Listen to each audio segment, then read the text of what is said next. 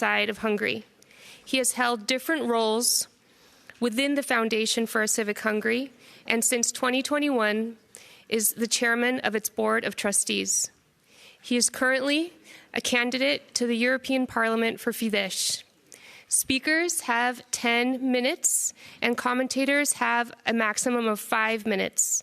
Speakers are Fernando Sanchez, former ambassador to the Holy See and president of the Catholic University of Costa Rica; Alvino Mario Fantini, director of the European Conservative from Italy; Jay Richards, member of the Political Network for Values Council of Experts and Vice President of Social and Domestic Policy at the Heritage Foundation; and Father Benedict Keeley, Catholic priest from the United Kingdom. Comments will be from Bart Jan Sprucht, opinion editor for CNE News Netherlands, and Polonia Castellanos, Political Network for Values Council of Experts member and president of Christian Lawyers Foundation, Spain. Thank you, Mr. Kavichansky.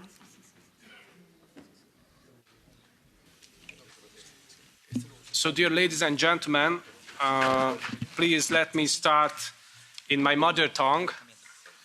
My welcoming remarks will be delivered in Hungarian, in the spirit of academic freedom, but of course, interpretation is available for those who may not yet understand the wonderful Hungarian language. So, dear ladies and gentlemen, tisztelt hölgyeim és uraim. Ladies and gentlemen, friends, I'd like to welcome all of you to Brussels, to one of the most important locations of European power. Before there are any misunderstandings,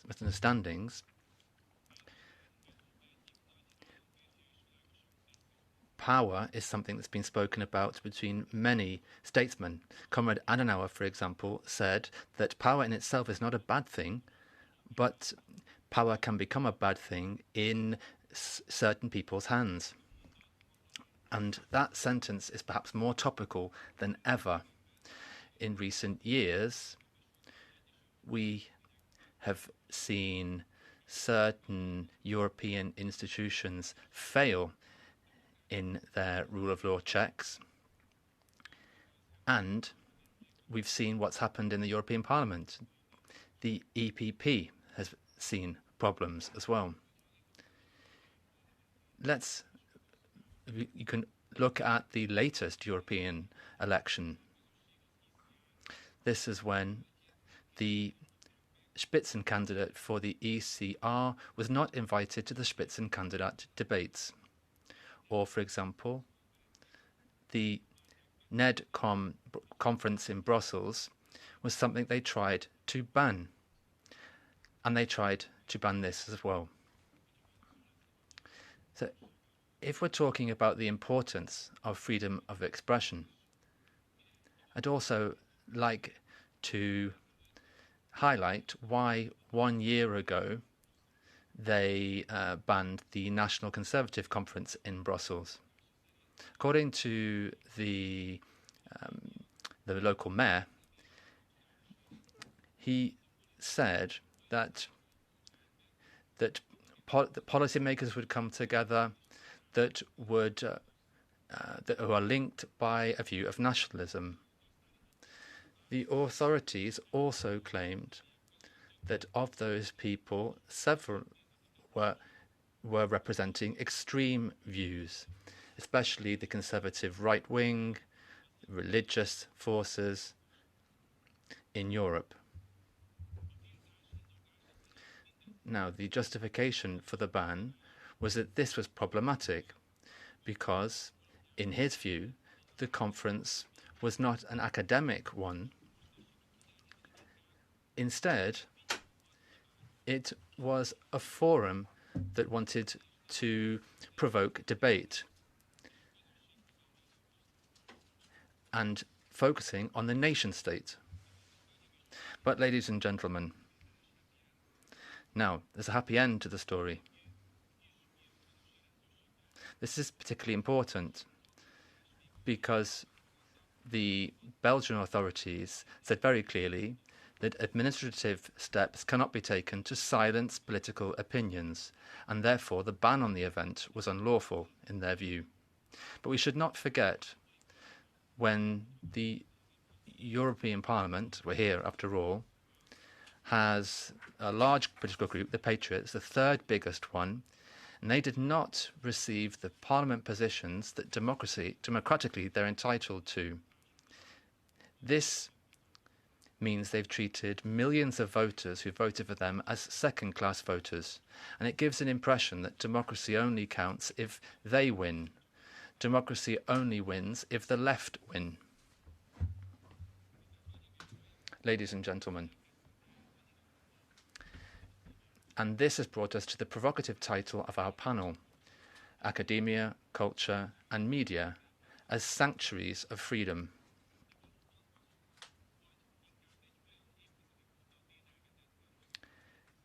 Is it simply an illusion where several things do not stand the test of truth? In Hungary, academia, culture and media have shown us many things.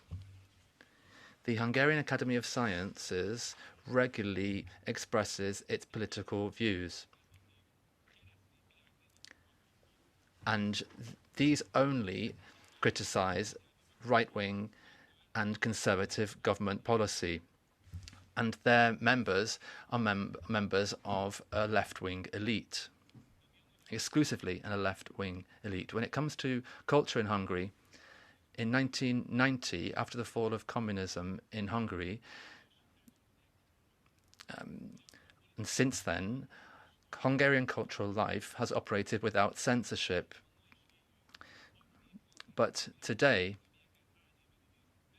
often certain political figures are mocked on stage.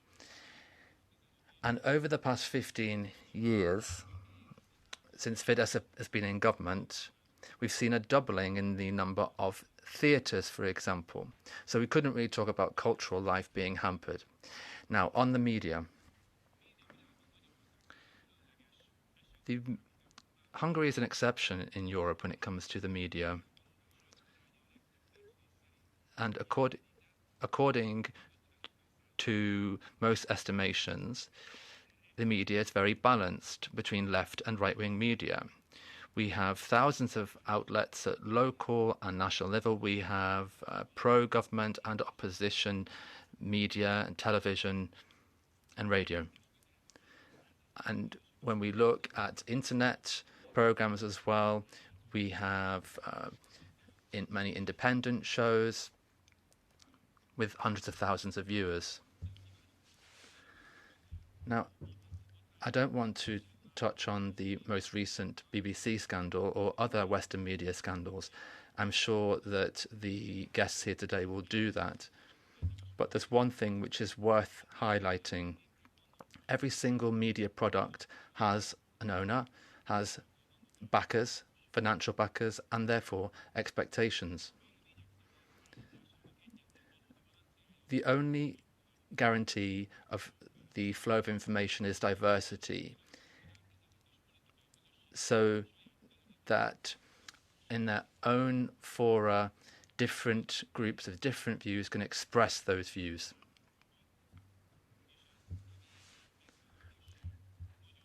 And as a Hungarian, I can say that we know what the difference is between freedom and a lack of freedom. And we also know that the dictatorships of the 20th century didn't come out of nowhere. Therefore, the topic of this panel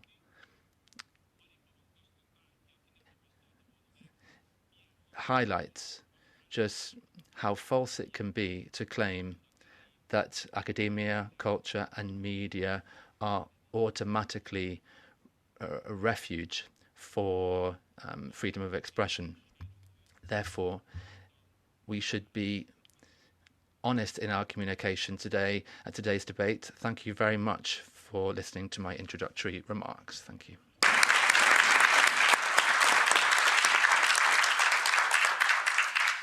So, dear ladies and gentlemen, our first panelist is Alvino Mario Fantini, our great friend, editor-in-chief of the European Conservative and managing director of the European Documentation and Information Center in Vienna. He is a journalist and editor with a truly international background, having worked in Europe, Latin America, and Asia, including the Wall Street Journal in Brussels, trained in philosophy and public policy. His work focuses on academic freedom, cultural pluralism, and the growing pressure of ideological conformity in universities and in the media. So, dear Mario, the floor is yours. Thank you, dear Adam. Good to see you, and good to see so many of my friends, old and new, here in the audience. For those of you who don't know me, I am not Mike Gonzalez of the Heritage Foundation. Apparently, I'm his doppelganger. That's to be debated. I am, however, also, or have been called Dr. Doom because of my generally pessimistic outlook on all things. And I'll get into this a little bit. But I hasten to add that my so-called apparent pessimism is not pessimism or cynicism, it's realism. I'll explain why in a moment. But we start with the paradox of what we're discussing here in academia, media, and culture, or our cultural institutions, the very things that were set up over centuries as arenas for free exchange of ideas, as sanctuaries, so-called, of open inquiry, they've all pretty much collapsed through a narrowing or closing of the mind, narrowing of intellectual horizons, through ideological capture, through a kind of sophomoric groupthink that then leads to attempts to suppress and then attempts to repress our side of different issues and topics. All right, what evidence do I have? Let's look at each of these fields, academia, media, and culture, very, very briefly. In academia, we all know, I'm not going to go through dozens and dozens of examples, but scholars on both sides of the Atlantic have been silenced, have been fired for speaking about the wrong topics, for expressing the wrong opinions or beliefs on cutting-edge issues like homosexuality and sodomy, for expressing gender-critical views, for doubting that the trans lobby is doing good things to our children.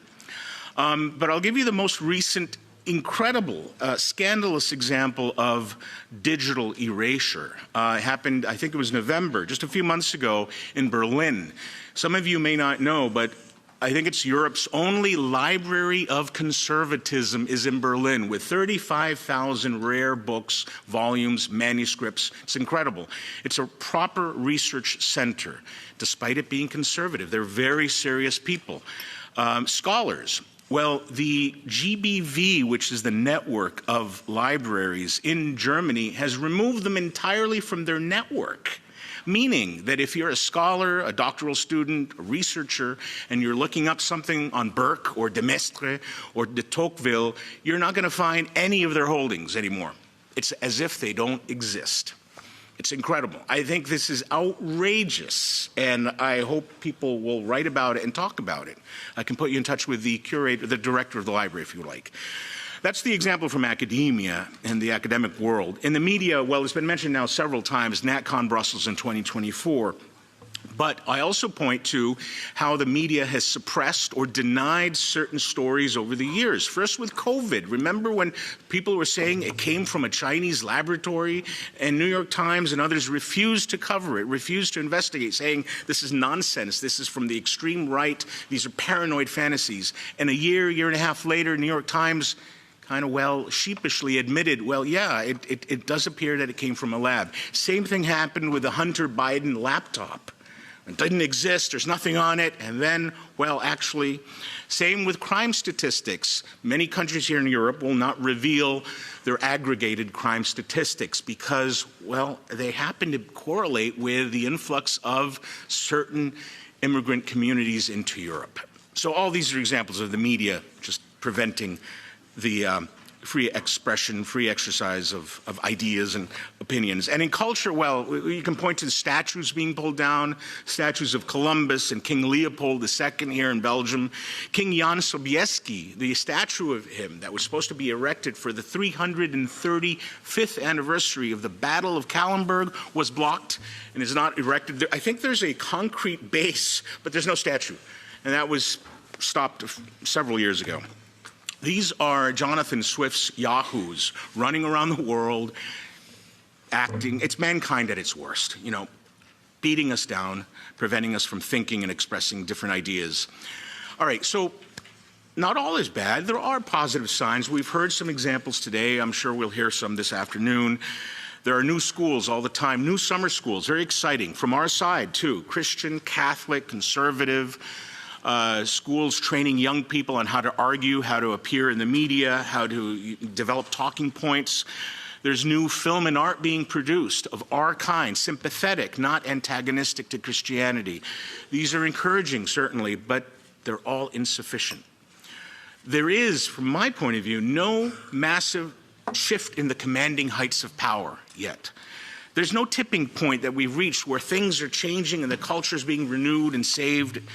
There is no reversal of the trends we've been seeing for decades. We've been focusing on ideas, we've been focusing on teaching students, we've been focused on repealing laws. These are great, incremental, necessary steps, but it's not the same as shifting our entire culture. The fact is we are decades behind. We can argue about where the decline started. We're not going to go back to William of Ockham. We're not going to go to the French Revolution. I like May 1968. That's a good starting point when things across the West really began to change. That's when the new left around the world took control of things. And as Harvey Mansfield, who has a new book out there, by the way, said, the poison of this countercultural revolution, which was sexual, which was based on identity, which was against all forms of authority, has worked its way so far, so deeply into our souls and our societies that the effects of that revolution have become less visible to all of us because it's also just part of what we live and breathe every day. We're not even aware of what's happened. So academia, the media, and our cultural institutions are beholden, are in control, are under control of certain groups. And these groups are not necessarily only left-wing people. These areas, these spheres of activity, of human activity, are all dominated by wealthy conglomerates, by billion-dollar endowments, by very powerful elites, by what some people call the Davoisie, the people meeting in Davos every year, just 2 weeks ago.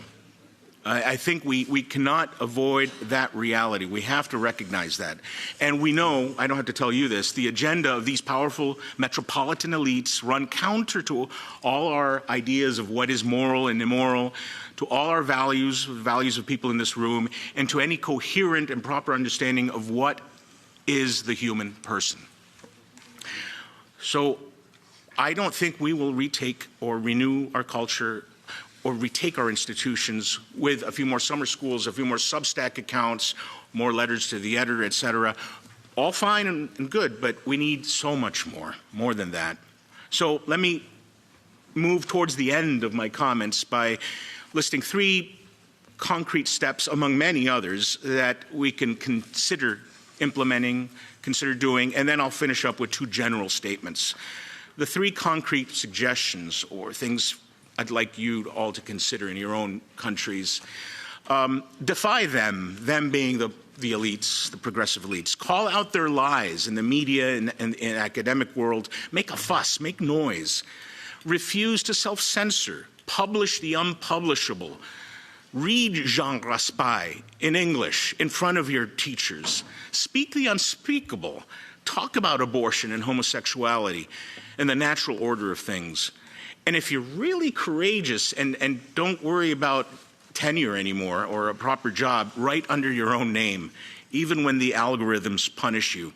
Because the more of us that get canceled, we all become part of the great diaspora, and we will help each other. We form a network of those who have been canceled. Second, I tell this to very creative people all the time. Produce your own cultural and intellectual products, your own goods. Populate the culture with your own products, writings, books, art, music. Fill the space with our stuff.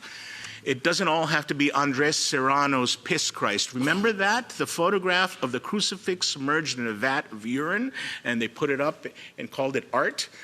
Let's do the opposite. Promote good art. Populate the world with the good. And third, build parallel institutions. Schools, yes, we need alternative universities, not just Oxford and Cambridge. They're under the control of other people. We need new schools, but we also need new journals. We need new research centers. We need tight-knit samizdat networks. It's very important to create these networks, and this event today is very important. It's one of those things we should do. We need more of these events where we can get to know each other, collaborate, share best business practices, share contacts and resources. And finally, within this third area of recommendations of building parallel institutions, there is this mystical or mysterious world, to me at least, of alternative finance and blockchain. Now, this is Greek to me. I'm still learning about it. But to people here under 30 who know this world, we on the right, we Christians, we who are defending the West's values, need to use this technology. His Excellency Araujo said it this morning. There he is, about using technology. So we need to use alternative finance mechanisms to create new payment processing systems, to create crypto-funded media, to take control of how the money moves and where it is stored. Because you don't want a bank like Chase or JP Morgan canceling your accounts because you're suddenly deemed homophobic. And regarding blockchain, we need to apply it to create anonymous storage systems, to create systems that allow for private transactions and the sharing of information. We need voting mechanisms based on blockchain, and it can also be used for political mobilization so that you can't be surveilled. My closing two statements. For all of this to work, and other things too, we need two other things. First, and this keeps coming up in recent conversations, we on the right, we conservatives, we don't have a theory of power, meaning we're kind of scared of it. We're uncomfortable with the word power and talking about power, but we need to understand it. We need to know how to get it, how to achieve it, and then how to wield it properly. And then more importantly, and this I have to recommend James Davison Hunter, who 16 years ago wrote a book that talks about this. We need a working theory of culture. How does culture work? What is the dynamics of culture? And how do we change culture?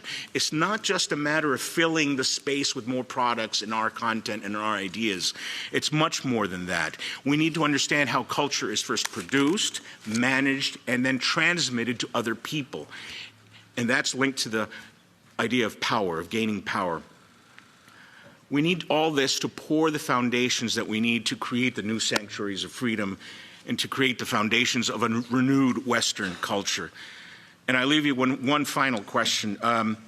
With all this in mind, and all this takes years, takes generations, the question we all have to ponder privately is, are we ready to do the difficult, back-breaking, labor-intensive, capital-intensive work now, whose fruits you and I will not see, so that a generation or two or three from now, the culture of the Judeo-Christian West may have been saved? That's the question. Thanks.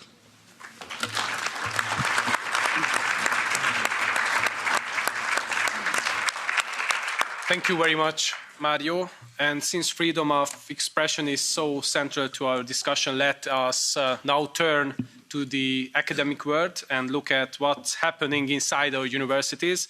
Our next panelist is Fernando Sanchez, president of the Catholic University of Costa Rica. He has served as Costa Rica's ambassador to the Holy See and as a member of the National Parliament, and he holds a PhD in political science from the University of Oxford. As a university president, he focuses on education rooted in values, open dialogue, and the formation of responsible individuals. So, President Sanchez, the floor is yours. Muchas gracias. Thank you very much. I'd like to start by thanking the Political Network for Values for this opportunity. Thanks for creating a space for academics, particularly Catholic academics, to speak out. I did feel the temptation to focus on Sunday's elections, but since I only have 10 minutes, I'd better avoid the topic, and I'd be delighted to talk about it outside with anyone who'd like to discuss this. If we could bring up the presentation, please. You've gone back. This is bringing me back to when I was a Member of Parliament.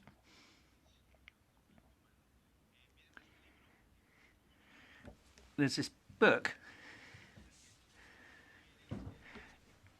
It's available to anybody who'd like it. Be delighted to give you a copy. Let's look at the challenges. I'll have to go through this quickly. The main challenge that we face today, and this is what the World Economic Forum is saying, that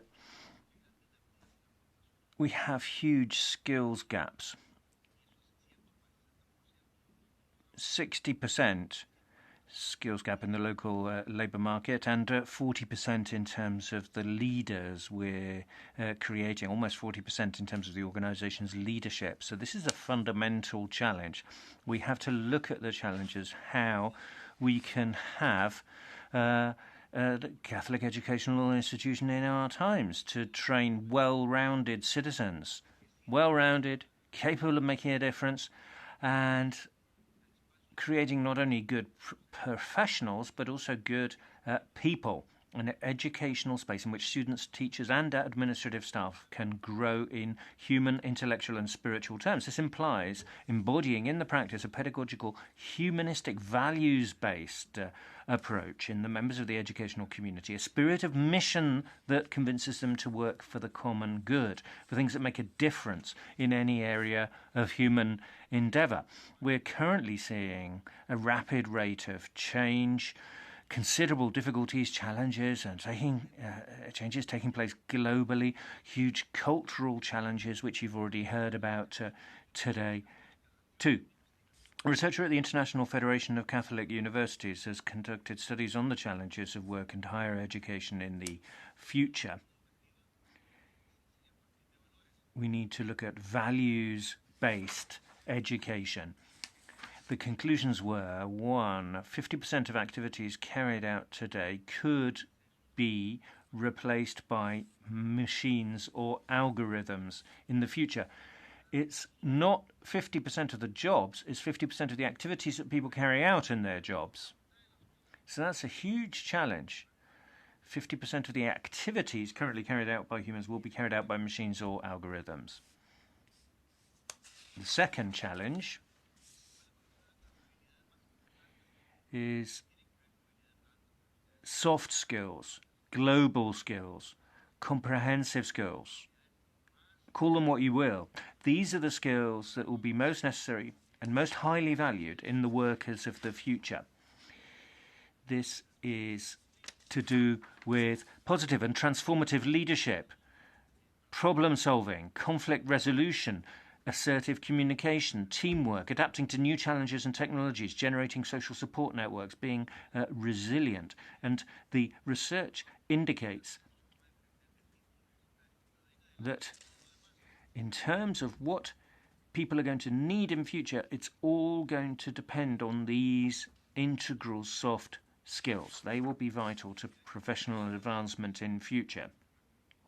So looking at what the World Economic Forum says, 6 of the top 10 skill priorities for the future for 2027 are to do with those soft skills that I referred to just now.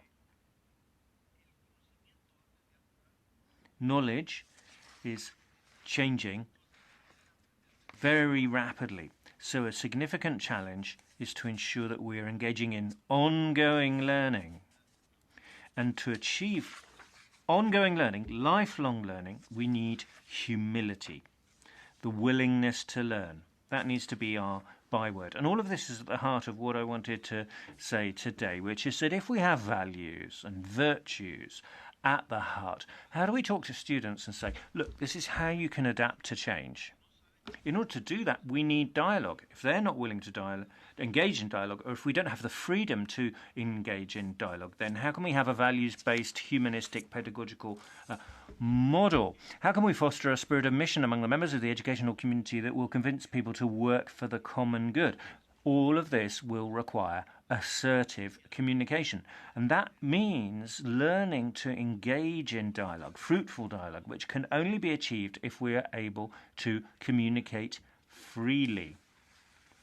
If our young people can't communicate freely, can't tell the truth, then we won't be able to engage in this kind of communication. In one of the cyclicals of Pope Francis, he refers to open speech, looking each other in the eye, getting to know each other, reaching out, expressing oneself, listening to each other, look at each other, get to know each other, try to understand each other, seek points of contact. All of that sums up the verb to dialogue. And there is selfish indifference, there is violent protest. We need to ensure that we have the patience to engage in dialogue. He said that we need to see dialogue as an exchange between us for the sake of the common good. So we're clear about what can be done and what cannot be done. And in the encyclical letter, he talks about the heroes of the future.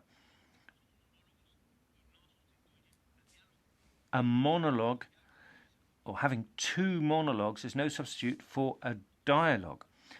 It will tend to lead to selfish indifference and violent protest. It will not convince anyone.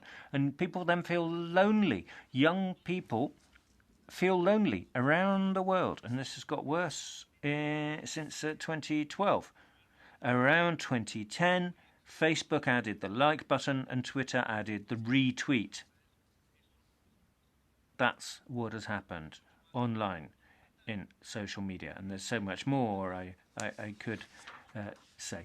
We should avoid personal attacks. This is point 3, ad hominem attacks.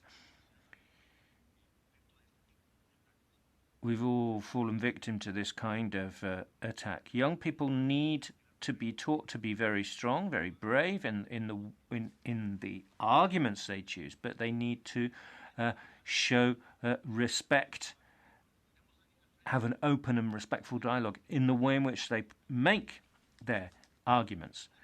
Families, cultures, histories have to be respected, and we have to call for the same respect for our own stories, our own background. It is multidisciplinarity.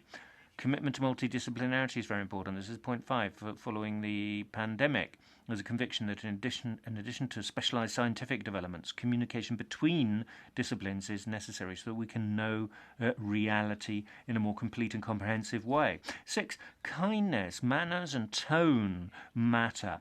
In the case of young people, they matter as much as substance. This is something that we've lost in politics.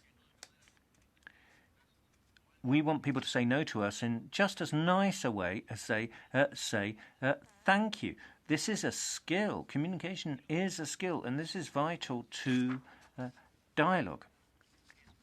Ultimately, point 7, the goal of dialogue is peace, promoting peace. Don't be scared of the truth, be brave, learn how to engage in dialogue and how to do this in the kind of atmosphere that we're currently in, where it's extremely difficult to tell facts from fake news. So we need to help people to be brave, say what they have to say, but to be leaders who can achieve change in society.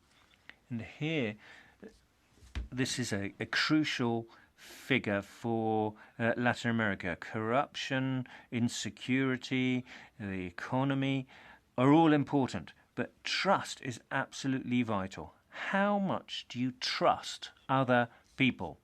How much do you trust the person next to you? 15% of the time, say people in Latin America. So how can you build a fair and more prosperous economic and political system? How can you teach young people how to be the leaders of the future? How can you do any of this if we don't trust each other?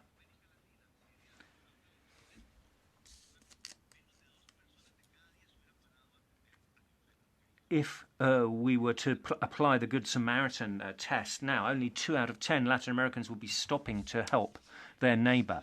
And the way we got into that situation is a lack of communication. We need respect for dialogue, respect for the right to tell the truth, freedom of speech, which means listening to each other, which means respect for each other, it means trust for each other, and it means that we can operate in such an environment. So that's what we're working on. We've been doing it for a long time.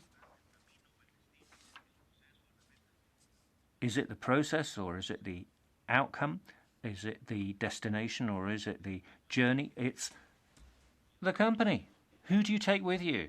And for that, you need to trust each other. It's the people you meet and take with you along the way. And you can only do that through dialogue. And you can only get dialogue through freedom and freedom of speech. So there's a huge problem. There's a lot of work that needs to be done. And of course, we can do a lot in academia. We're living through times of rapid change. Blink and you'll miss it. Machines replacing people doing the activities that people used to do.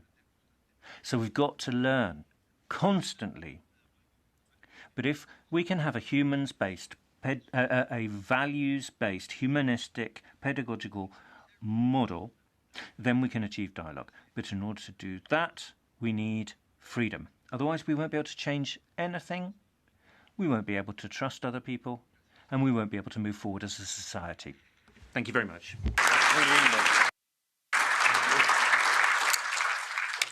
Thank you very much, Professor Sanchez. As our discussion moves across continents, we have already heard European and Latin American perspectives on freedom. With our next speaker, we now travel across the Atlantic to the United States. Our next panelist is Mr. Jay Richards, Vice President of Social and Domestic Policy at the Heritage Foundation, trained in philosophy and theology at Princeton University. He brings a uniquely American perspective to the intersection of culture, public policy, media, and freedom. As an author, thinker, and public intellectual, his work focuses on how free societies defend truth, pluralism, and open debate in the midst of intense cultural conflict. So, Mr. Vice President, the floor is yours.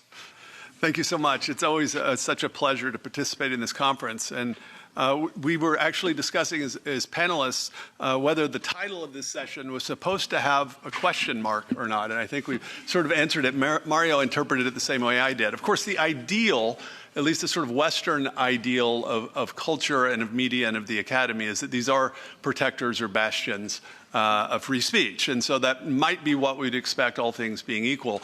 The reality, unfortunately, is quite otherwise. I'm interested and surprised by how many people at this conference today have made references to Charlie Kirk, which was an enormous event, of course, in the United States to have someone that was beloved by many conservatives, especially 20-somethings, Gen Zers, to be shot on video for speaking. I mean, quite literally. So it's in many ways the perfect metaphor.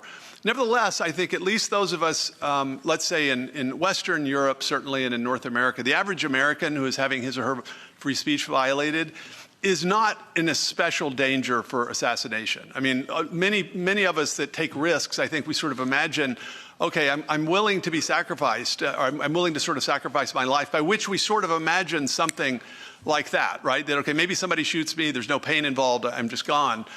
Here's the reality, though, is that most of us will not experience so-called red martyrdom. We will experience white martyrdom. We will not be asked literally to give up our lives.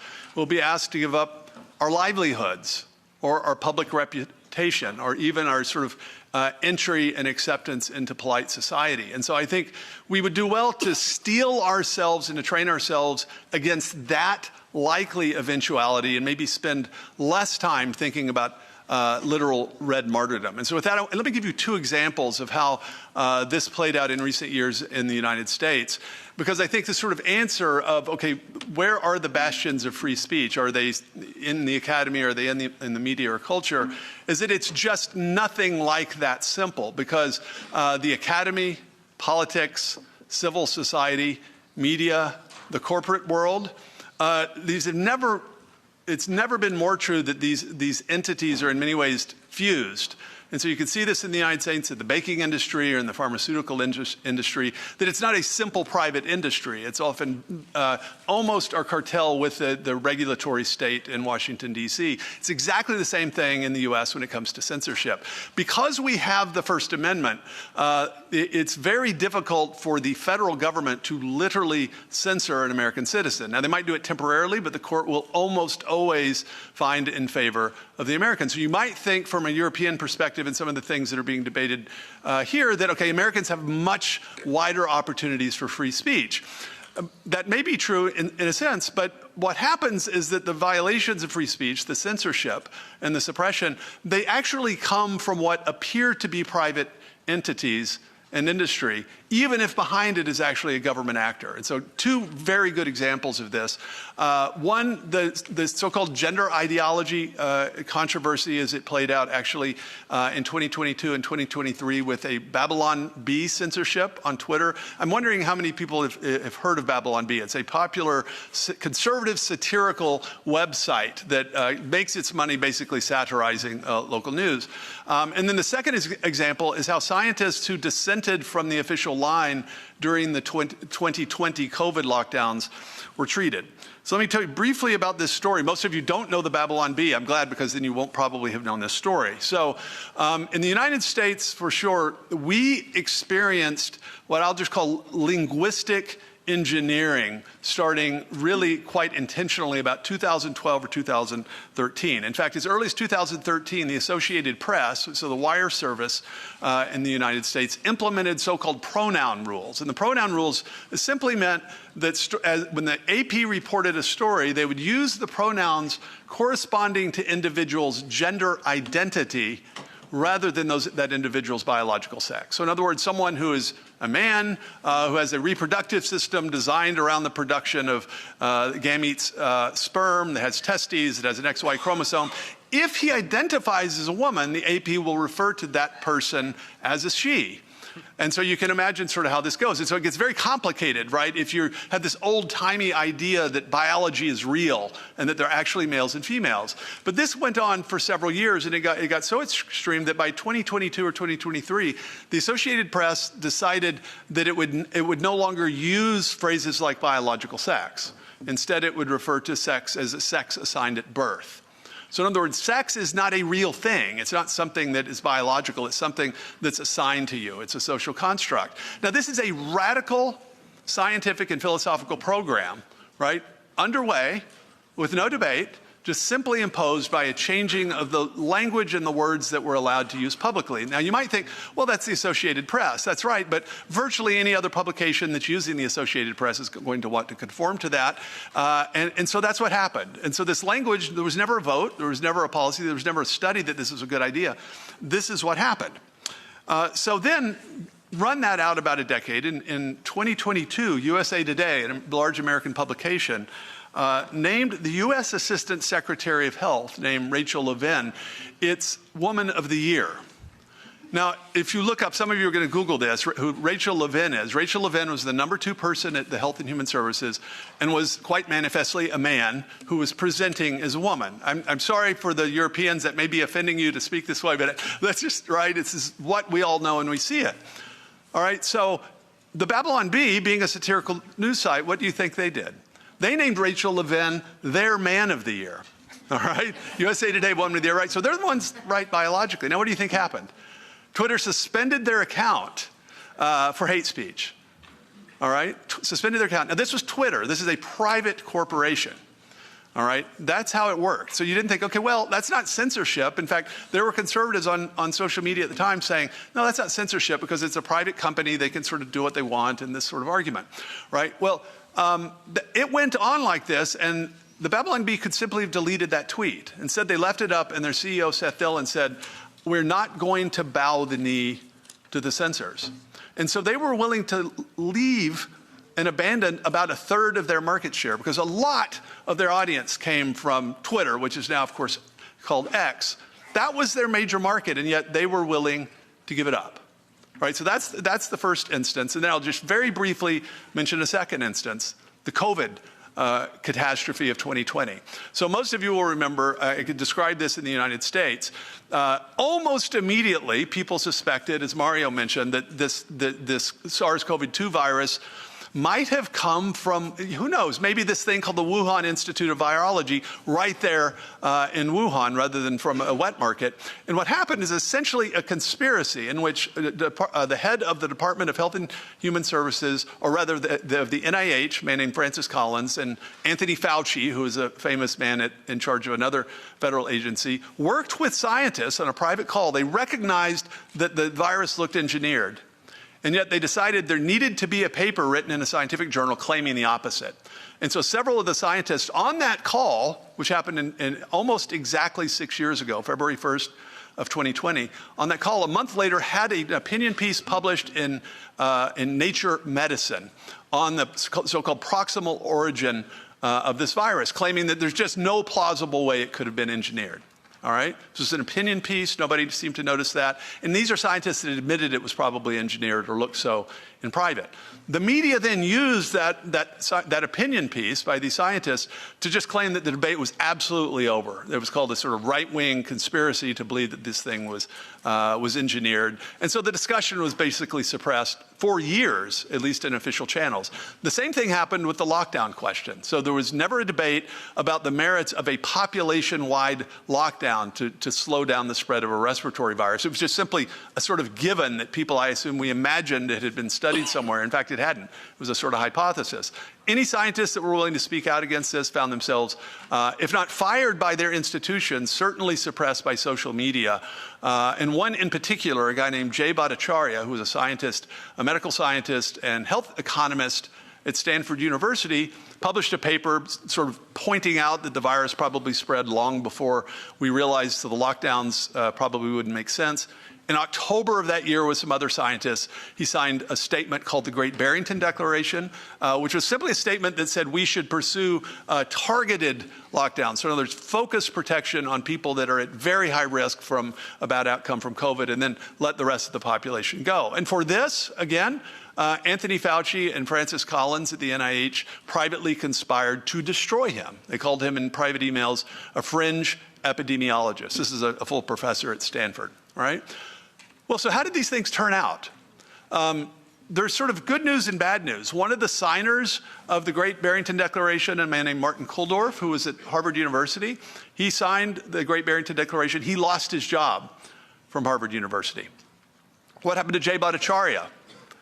About a year ago, April the 1st of 2025, he was sworn in as the new director of the National Institutes of Health in the United States with a $50 billion budget. In other words, he filled the position that Francis Collins, who tried to destroy him, had filled before. An amazing sort of example of poetic justice, but which very, very rarely happens. Now, there are lots of examples of this. Oh, by the way, what happened to the Babylon Bee? I forgot this is the punchline.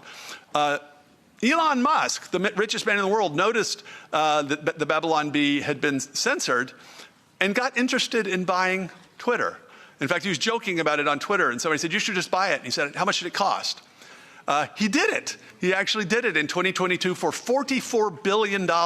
He bought Twitter, now X, and immediately reinstated the Babylon Bee account. So these things, you can see, they can go well, they can go very poorly. But what I think the sort of lesson from both of these is that the indispensable component of both of these events is individuals, in some cases very high-placed individuals at places like Stanford or maybe the richest man in the world, being willing to risk or even destroy their livelihood and their reputation, and to treat these not as things to be grasped at, but as things to be given up, if necessary, in pursuit of the truth. None of these individuals, Jay Bhattacharya, Elon Musk, Babylon Bee, knew how it was going to turn out ahead of time, but they were willing to do that. And that is precisely what we must be willing to do, to give up our livelihoods and our reputations, if necessary, for the pursuit of truth. Thank you very much.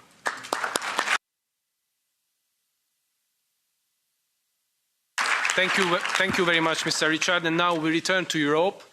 Our next speaker is Father Benedict Kiley, founder of Nazarene.org and the priest of the personal ordinariate of Our Lady of Walsingham in England.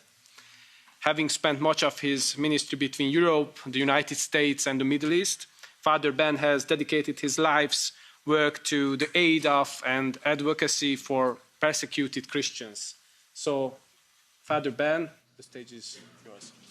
Thank you very much for having me. Thank you to my friend Stephen for inviting me. I'm not here just because they needed a Catholic priest off the street or a character from The Matrix. Mainly it's because of my work for persecuted Christians. One of the most embarrassing and pathetic things to witness is a politician or a pundit who is unable or much more likely, due to moral cowardice, unwilling to state a hitherto verifiably true and accepted fact. That, for example, a woman cannot be a man or vice versa, and it's not possible to be a cat just because you say you identify as a cat. It might appear comedic and silly, and on occasion it can be, but in reality the control and the falsification of speech, of words, is now both dangerous and insidious, and increasing rapidly in Europe. The world's press, which usually only takes note of something the Pope says when it's confirming their liberal values or is rather peculiar or unusual, that was a regular occurrence under the last pontificate, responded with some interest to a line in Pope Leo's address to the diplomatic corps on January the 9th of this new year. After the usual fairly dull catalogue of events and travels of the previous year, the pontiff began to speak of language and its corruption or misuse. The phrase some of the more serious press noticed was his description of the development of Orwellian-style language, which, interestingly, he noted was a particular phenomenon of the West, something they hardly commented on, but which we, especially at this conference, should note. While it's not unusual to hear that phrase as a criticism of much of the language of the woke culture, a phrase some might argue has been become something of a cliché with overuse, it is, it seems, for the first time that a successor of St. Peter has used the term. At a time when, for example, in the European Union and in Great Britain, governments are attempting to control and curtail free speech at an extreme rate, often, as Pope Leo himself identified, in the absurd context of guaranteeing free speech, a perfect example of Orwellian doublethink, it is refreshing and encouraging to hear the Pope speak clearly on this matter when episcopal leaders in many of our countries are notable by their silence, and we wonder why they're silent. Cowardice or fear, or dare we say sometimes complicity. While the Orwellian phrase was helpful, Pope Leo's words before that were, to my mind, even more important and prophetic. Remember the great words of Monsignor Ronald Knox. He said a prophet is not someone who foretells the future, but is a man or woman who sees the evils of the day with a clear eye. As a good Augustinian, faithful to his master, the Pope really focused on words and their meaning. This is important both ad intra, within the Church, when, for example, the comprehension of the meaning of both theological and ecclesiastical language is limited often to the professional classes in the Church and not the regular faithful. It's also a significant factor which is often overlooked when much is made of the growing numbers visiting churches at Christmas or Easter. What's not reported is how often, if at all, people return if they don't understand the meaning of the words used. And I'm not, by the way, referring to use of the Latin language. It's with reference to the contemporary use of words and language, the ad extra, and for this conference, that Pope Leo's reflection assumes a prophetic stance and fulfills his teaching office in service of the truth. He said that rediscovering the meaning of words is perhaps one of the primary challenges of our time. When words lose their connection to reality, then reality itself becomes debatable. This is a description of the current state of the West. Opposing Leo, and a worthy descendant of Pontius Pilate, that unfortunate patron of unscrupulous and unfaithful politicians, is one who would find a home in much of academia, politics, and the media. For those of you who don't know your English nursery tales, this is Humpty Dumpty. Humpty Dumpty, who you might know from Lewis Carroll's Alice in Wonderland. There's an English nursery rhyme. Humpty Dumpty sat on a wall. Humpty Dumpty had a great fall.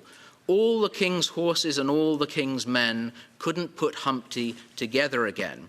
In Alice in Wonderland, sounding remarkably contemporary, Humpty Dumpty said, his words, "When I use a word, it means just what I choose it to mean, neither more nor less." Dumptyism, if I can invent that word, is the reality that Leo warns about, and with a call for words to, his words, express distinct and clear realities unequivocally, calls the church to go into battle against the falsification of reality. We are surrounded by Dumptyism. It's the infection which needs the antidote of truth. We must declare war on Dumptyism. We must go into battle against it, make truth great again, especially those of us who are Christians and conservatives. More important than Orwellian corruption, Pope Leo, with sharp focus, stated that freedom of speech and expression is guaranteed precisely by the certainty of language and the fact that every term is anchored in truth. This is an essential line for us to meditate upon and to become something of a manifesto, a political promise for all seeking or holding office. An anchor holds a ship steady in a storm. It is a guarantee of safety. When we know a word is true, when we know what it means, when we are certain that it cannot be corrupted or falsified, we are anchored both in truth and reality. This primary challenge the Pope addresses is dependent, again, very important that he says it's a primary challenge, and finds its origin, of course, for those of us who are believers, in the Word, the eternal Logos, who became flesh and spoke the word of truth which he promised would set us free, because he is truth himself. To be anchored in truth is to be anchored in reality. And it's truly a missionary work of the Church and the ship of Peter to provide that anchor in a sea of confusion. Václav Havel, speaking of the effects of living under communism, the very birthplace of Solzhenitsyn's conscious lie, wrote that, his words, "People became morally ill because we became used to saying something different from what we thought." Pope Leo's evangelical call for linguistic clarity and reality is to bring healing to that moral illness, now present not in the failed communist states, but the world of the cancellation and shaming of those who speak the truth. This call for the cleansing of language, the burning away of falsehood, and for words to once again be distinctly truthful, might, it appears, be the first sign of the direction of the Leonine pontificate, a pontificate fighting for free speech, and not just for religious freedom. There is no religious freedom, of course, without free speech, as those arrested in the United Kingdom, I'll probably be arrested when I go home, as those arrested in the United Kingdom for their, remember, silent prayer and their thoughts in their head. People are being arrested for silent prayer and thoughts. Christ, said one of the earliest martyrs of the Church, St. Ignatius of Antioch, Christ is the mouth which cannot lie. Pope Leo's clear, distinct address is to make the Church the body which cannot lie, and to draw a world enmeshed in unreality, not just of fake news, but fake words, to find the joy and hope and the freedom of speaking and understanding the truth. This is something, my friends, we should all be committed to. Humpty Dumpty must fall off his wall and never be put back together again.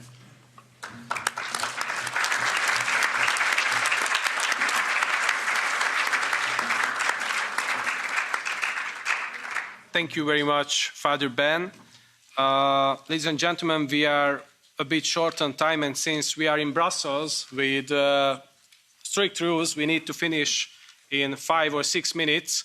Otherwise, they will kindly escort us out. So we will now hear 2 brief comments.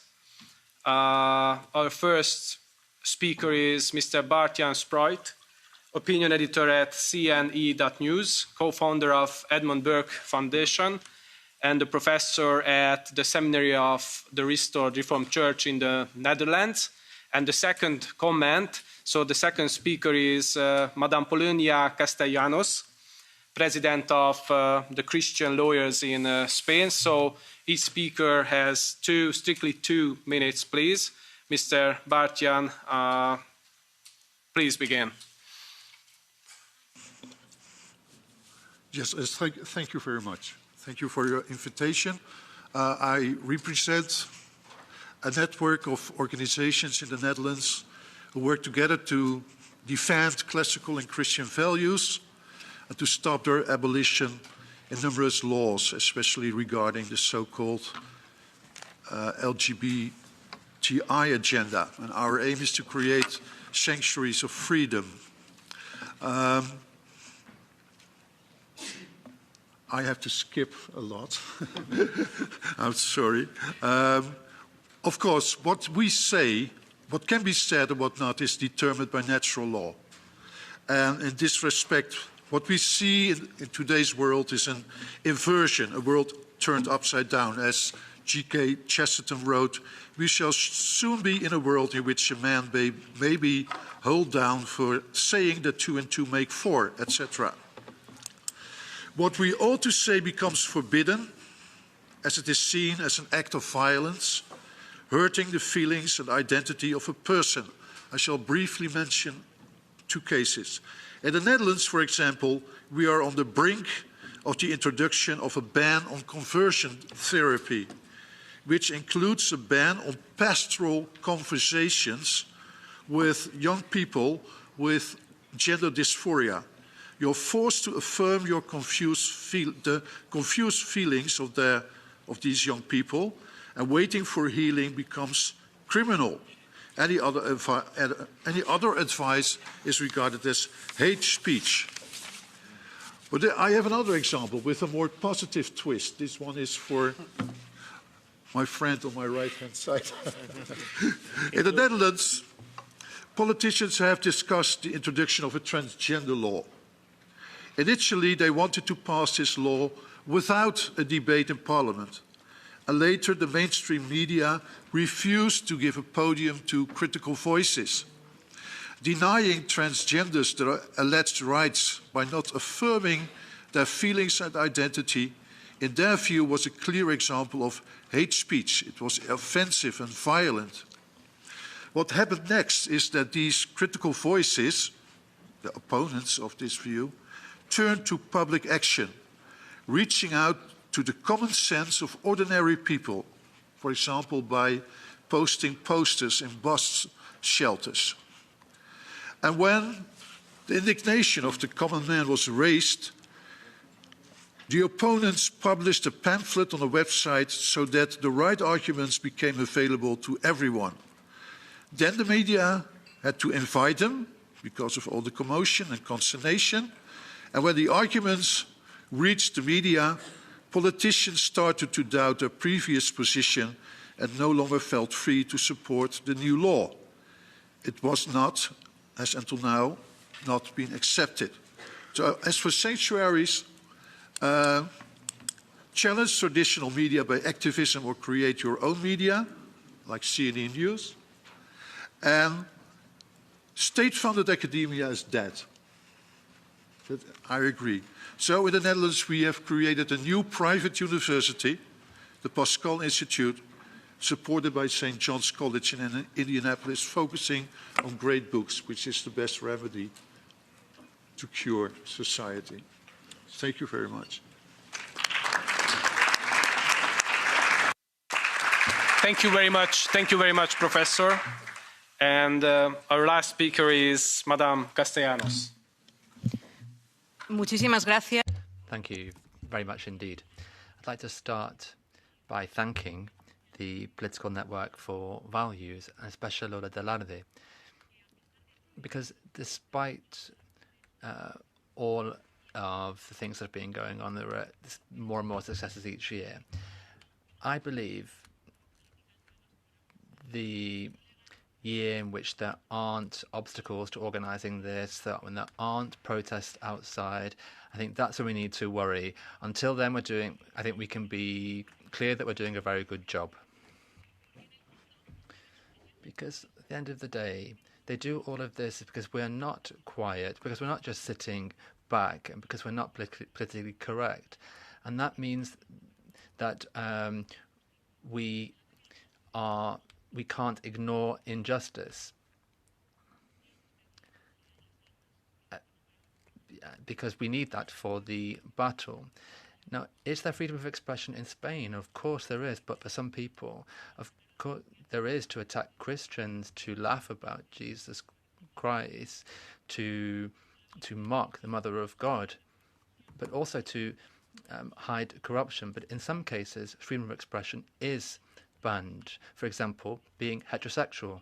If you believe in the sanctity of marriage between a man and a woman, if you are conservative or Christian, and it's particularly if you want to pray the rosary, or if you want to distinguish between men and women.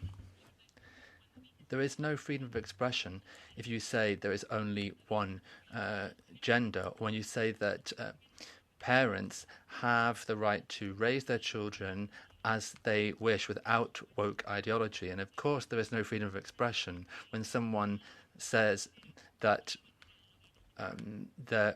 the national flag represents the country and not the flag of the LGBT community, the LGBTQ lobby. I went to pray last year with a rosary. It's a very powerful weapon, and this goes through all security checks. And I went to the doors of an abortion centre with the rosary in my hand, and 5 police officers came to arrest me, and they forced me away. They asked me for my lawyer number. They asked for my ID as well. Why? Because they want to make peaceful prayer a crime. They want to turn prayer and love into fear. But I was the one who ended up reporting those police officers, and now those police officers have been charged for abuse of power and for harassment. Now, because I am part of the Christian Lawyers Association in Spain that protects life from conception, I have been harassed. I've been threatened. There have been 3 protests outside my office. I have been expelled from a program. They didn't like what I was saying. But, what's that say about freedom of expression? And a presenter published my photo and my number so that people could call me and insult me. But I have to say that the blows that I've received have encouraged me even more. These threats make us stronger and they bring us closer to God. But I'm not here to talk about fear today. I'm here to talk about strength, courage and bravery. We're all aware, the Foundation, that in Spain there is an unwritten rule which says to courts, do not admit our cases, but we have still won dozens of cases. We have managed to ensure that 800 abortion centres be punished in Spain. Similar in Mexico as well. We've managed to eliminate a penalty for conversion therapy.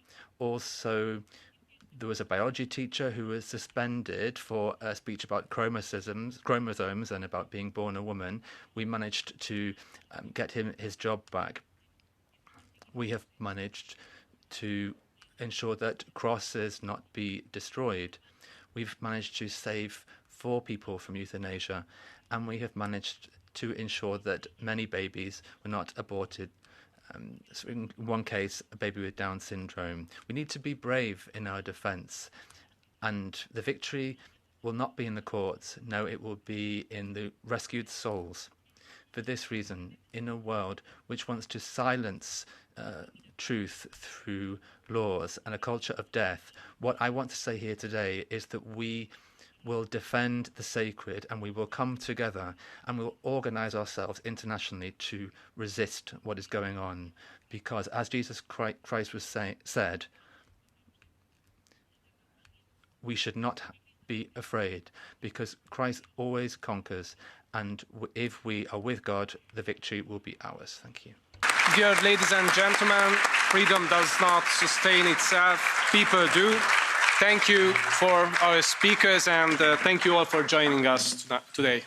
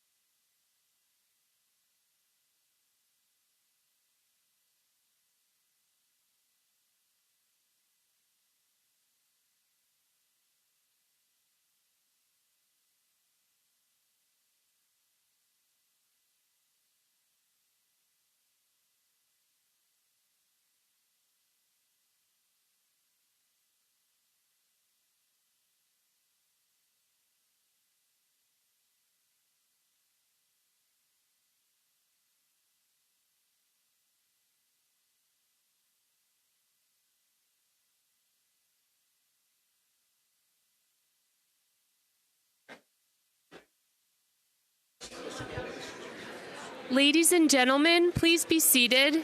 We are running behind time. Please be seated.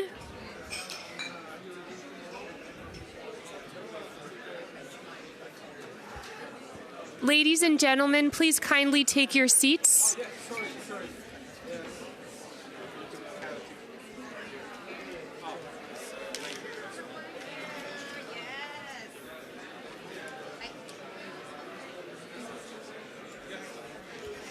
Ladies and gentlemen, please be seated. Please be seated. We are running behind time.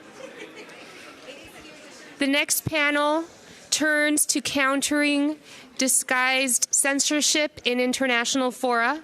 Our panel chair is Grace Melton, member of the Council of Experts of the Political Network for Values and Senior Associate for International Social Issues at the Heritage Foundation Richard and Helen DeVos Center for Human Flourishing. She focuses on life, marriage and family, religious liberty, and human rights relating to UN policies and American foreign policy priorities. Madam Chair, each speaker has a maximum of 8 minutes, and the commentator has a maximum of 3 minutes. Thank you. Thank you. Good afternoon. It's a pleasure to be with you here today, and an honor to chair this panel on counteracting disguised censorship in the international forums. Much of my work focuses on the United Nations and its numerous entities. Those bodies, despite their founding documents and their mission to foster dialogue among sovereign nations, increasingly censor the views and speech of those who defend human dignity and national sovereignty. Powerful states and ideological bureaucrats distort and manipulate language and restrict freedom. Progressive agendas are unilaterally advanced through processes and mechanisms that often appear to be legitimate, but are in fact a radical departure from the original mission of these international institutions. In an address to diplomats last month, the Holy Father, Pope Leo, said, quote, "The right to freedom of expression, freedom of conscience, religious freedom, and even the right to life are being restricted in the name of other so-called new rights, with the result that the very framework of human rights is losing its vitality and creating space for force and oppression. This occurs when each right becomes self-referential, and especially when it becomes disconnected from reality, nature, and truth." Our panel this afternoon will discuss examples of this disguised censorship at the United Nations, the Organization of American States, and here in the European Union. We'll hear first from Sharon Slater, President of Family Watch International, then from Nady Casillas, Vice President of the Global Center for Fundamental Rights, next from Adina Portaru, Senior Counsel for ADF International, and finally we'll end with Gregor Pupnik from the General Director of the European Center for Law and Justice. I'd just like to remind us all we're going to keep ourselves a little shorter than planned, and I'll ask you to kick us off, Sharon. Oh, thank you so much.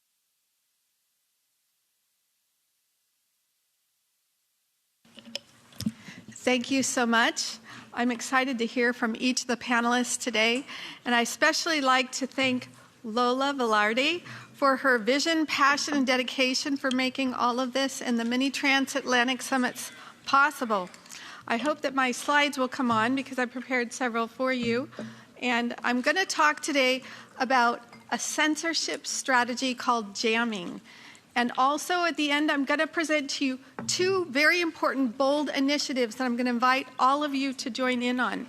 So what is jamming? Jamming is a censorship strategy where they try to bury your messages. Your messaging doesn't get out because they do a tsunami of messages. They might characterize your work as hate speech or pseudoscience, disinformation, misinformation. They might call you an extremist or a hate group and so forth and so on. They do a tsunami of aligned media attacks and articles. It also can be called the whole of society approach, attacking you. Okay? They have consistent labeling and messaging that they parrot amongst multiple entities. Here is the jamming strategy. And they have incestuous linking to each other to give the aura of credibility. Here's one, the Global Project Against Hate and Extremism. European Parliament to host summit backed by anti-LGBTQ plus bigoted groups. That's us. Okay. Byline Times. European Parliament, experts and lawmakers extremely worried about the influence of anti-gender movements. That's what we are.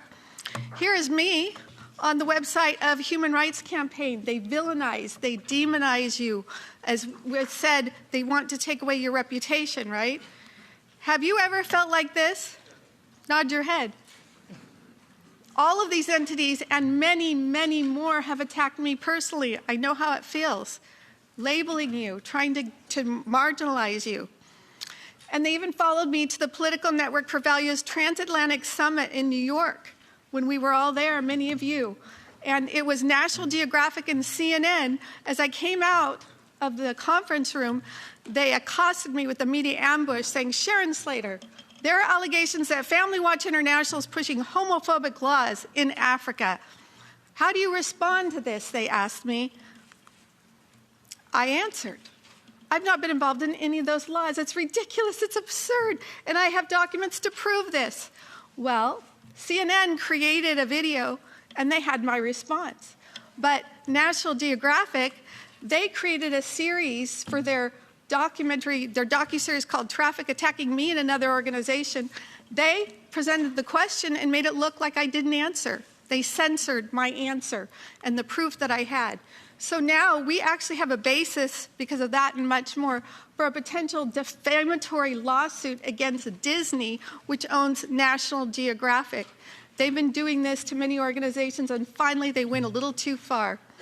Here we have the Carnegie Endowment for International Peace talking about us, the new global struggle over gender rights and family values, targeting many organizations here, including the Political Network for Values. They produce investigative reports just piling it on, trying to discredit many of us. This is Rights at Risk from 2017. The working groups that created it included Planned Parenthood, IPAS, sexual rights initiatives, and more. They call us opposition actors. They identified the Holy See, the OIC, WCF, CFAM, Family Watch, World Youth Alliance, and more. They put us on a map as anti-rights actors and showed all the associations, what they thought they did, between all of us. And they said, for example, FWI, that's me, said that UN entities are aggressively promoting broad sexual rights that are harmful, especially for children. I stand by that statement. They criticize us for having key impacts on these human rights system entities all throughout the UN. They said the political network of values' unique value is its facilitation of international collaboration between CSOs, many of you, and parliamentary actors. Then they updated this in 2021, and they had a chart of all the different ways that we anti-rights actors supposedly are infiltrating various parts of the United Nations. They say our goal is to frame rights related to gender, sexuality, and reproduction as new, foreign, coercive, and dangerous. This is very true, isn't it? Okay, here's a report from IPAS that creates a handheld abortion suction kit that's distributed across the world. Anti-rights groups take aim at transnational trade agreement. There you have a chart with Family Watch, Political Network for Values, Christian Council International, trying to show and expose us. Now, what about the money? What is funding all of this? Well, here's just one example of many I could show you that we've researched. This is in Liberia, where they're pushing a radical abortion law. So Sweden, the embassy, funds RFSU, which is a Planned Parenthood member association, which creates puppets, funds all these puppet organizations. I'll call them fake organizations, but they are registered. And they create a whole coalition called Amplifying Rights Network, all calling for this radical abortion law. Thankfully, it was defeated because the majority of people in Liberia don't like this. All you have to do is expose it with a little funding, and it goes away. Here is just some of the groups that were part of that network. Community Health Care. If you just go to one of their websites, we could do this for many of them, you can see the money behind their funding all these entities, including the European Europe and the Safe Abortion Fund by Planned Parenthood and many more. AmplifiedChange.org is an example. There are many funds like this. I can tell you this is just one, a fund to break the silence on SRHR. It promotes what's the triple toxic combination, which is abortion, CSE, and LGBT. They're doing it in Lesotho, Zimbabwe, Cameroon, Zambia, and everywhere. They gave 1,386 grants. These are to these puppet organizations to make it appear that people are rising up from the grassroots. And look at their donors. Again, multiple major funds funding this. Another fund to advance the LGBT agenda, the Rapid Response Fund under the guise of preventing AIDS. They gave 15,000 grants to many organizations. And look who's behind it, the Global Fund, the Netherlands, even the World Health Organization funding this. USAID before Trump, okay? This is a presentation that we gave 6 months before he got into office, and you can see each of these lines represents anywhere from $45 million to $250 million grants going to all these entities under the banner of health and resilience. And these all trickled down to the SRHR triple toxic agenda. And many of these entities had sub-grantees that were the same ones that got the large funds themselves. It's fraudulent and it's corruption at its worst. Here's one example, the APHRC in Africa. Just to look at the funding, there's the Children's Fund, the Global Fund, the World Bank, all these different funds, IPAS, Google even, part of this. But where is the Family Fund? Out of all these funds, where is the Family Fund? I'd like to announce the first bold initiative that I invite all of you to join into, which I hope will be a major outcome of this very conference. Let's establish a global family preservation fund. I already have potential matching donors. that can match up to $1 million if we can come together on a global family fund that can fund many of the things. This would be donor-owned, family-centered, family-friendly, family-based, utilizing a family impact lens. It would assess all laws, policies, and projects that would be funded for its impact on the family. This is something that needs to be funded by something like the Family Preservation Fund. Do you know that parliamentarians just launched the draft African Charter on Sovereignty and Values, launched by 28 members of parliaments in Africa, and it calls upon the African Union to preserve the institution of the African family, to protect children from harm before as well as after birth, to maintain sovereignty over the African family and religious and cultural values, to protect the African child by protecting the right of parents to protect their own children. It addresses threats from foreign ideologies and conditionalities, etc. And it exposes sexual reproductive health and rights agenda, which mainstreams into Africa through international frameworks to promote abortion, gender ideology, and sexuality education. We need such a fund that's similar to the other funds on the other side. The second bold initiative that I invite all of you to collaborate with and launch here today, and I'd love to talk to you about it, a family life rapid response network of journalists and media all across, that we will have our own conservative media echo chamber. We'll control the narrative. We'll have consistent messaging like, how about instead of sex change operation, how about sex rejecting surgeries? How about instead of reproductive rights, reproductive wrongs? Instead of sexual and gender-based violence, how about violence against women and girls? And of course, sex is always better than gender. Okay, 2 examples of why this is needed. The World Health Organization just yesterday was considering renewing the status of multiple organizations, including these harmful organizations. We all should have been writing articles about it. Did we even know it was even happening? A beautiful opportunity to expose these organizations to what they're really doing.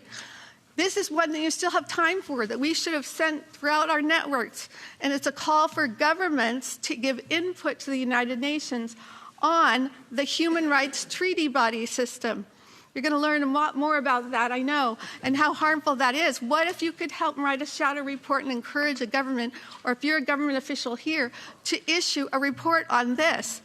Please, let's work together. Let's come together in a global family preservation fund and a family and life rapid response network of journalists that can write and affect and even mobilize youth voices and warriors on social media and so forth, so that together we can all protect the family. Thank you.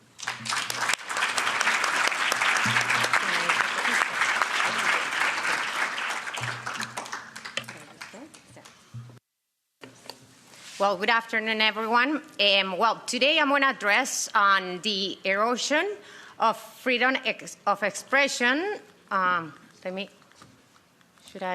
Sorry about this. No. Well, sorry, I have a presentation, but I don't know how to. Wait, go back. Should I go back? It might be after this. You're going upward. Was it not after this? Okay. Okay, good. Okay, so I'm going to start with the presentation then. As I said, I'm going to present today on the erosion of freedom of expression through no binding international standards created by the international organizations. And when I'm referring to international organizations, I'm going to be referring to the United Nations and to the Organization of American States, which is also an international organization that covers the whole American continent. So these organizations, okay, here it is. So first of all, we have to remember that these organizations, the UN, the OES, were never meant to be supranational organizations. They were created with a very specific mandate and were never meant to become a supranational parliament that will overrule national laws. They were created, as I said, with a very specific mandate that it is contained within the treaties. So when it comes to freedom of expression, We have the international treaties as the Article 19 from the International Covenant for Civil and Political Rights, and we have Article 13 from the American Convention of Human Rights. These treaties are very clear about the protections given for the treaties to the freedom of expression, but are clear not just about the protections, but about also the restrictions. And both treaties stated very clearly that restrictions are going to be allowed only if are provided by law. Unfortunately, what we have seen in the last years is that a group of people that it is unelected members from the UN committees are overruling these binding obligations. So in other words, these binding obligations nowadays have been interpreted or replaced by the opinions of these members of these committees from the UN, which we know as treaty bodies. These treaty bodies were meant to only interpret the treaties, but what they are doing for real is to really create new obligations for countries that countries never agree on. They have been created these no-binding international standards. One of those is the hate speech.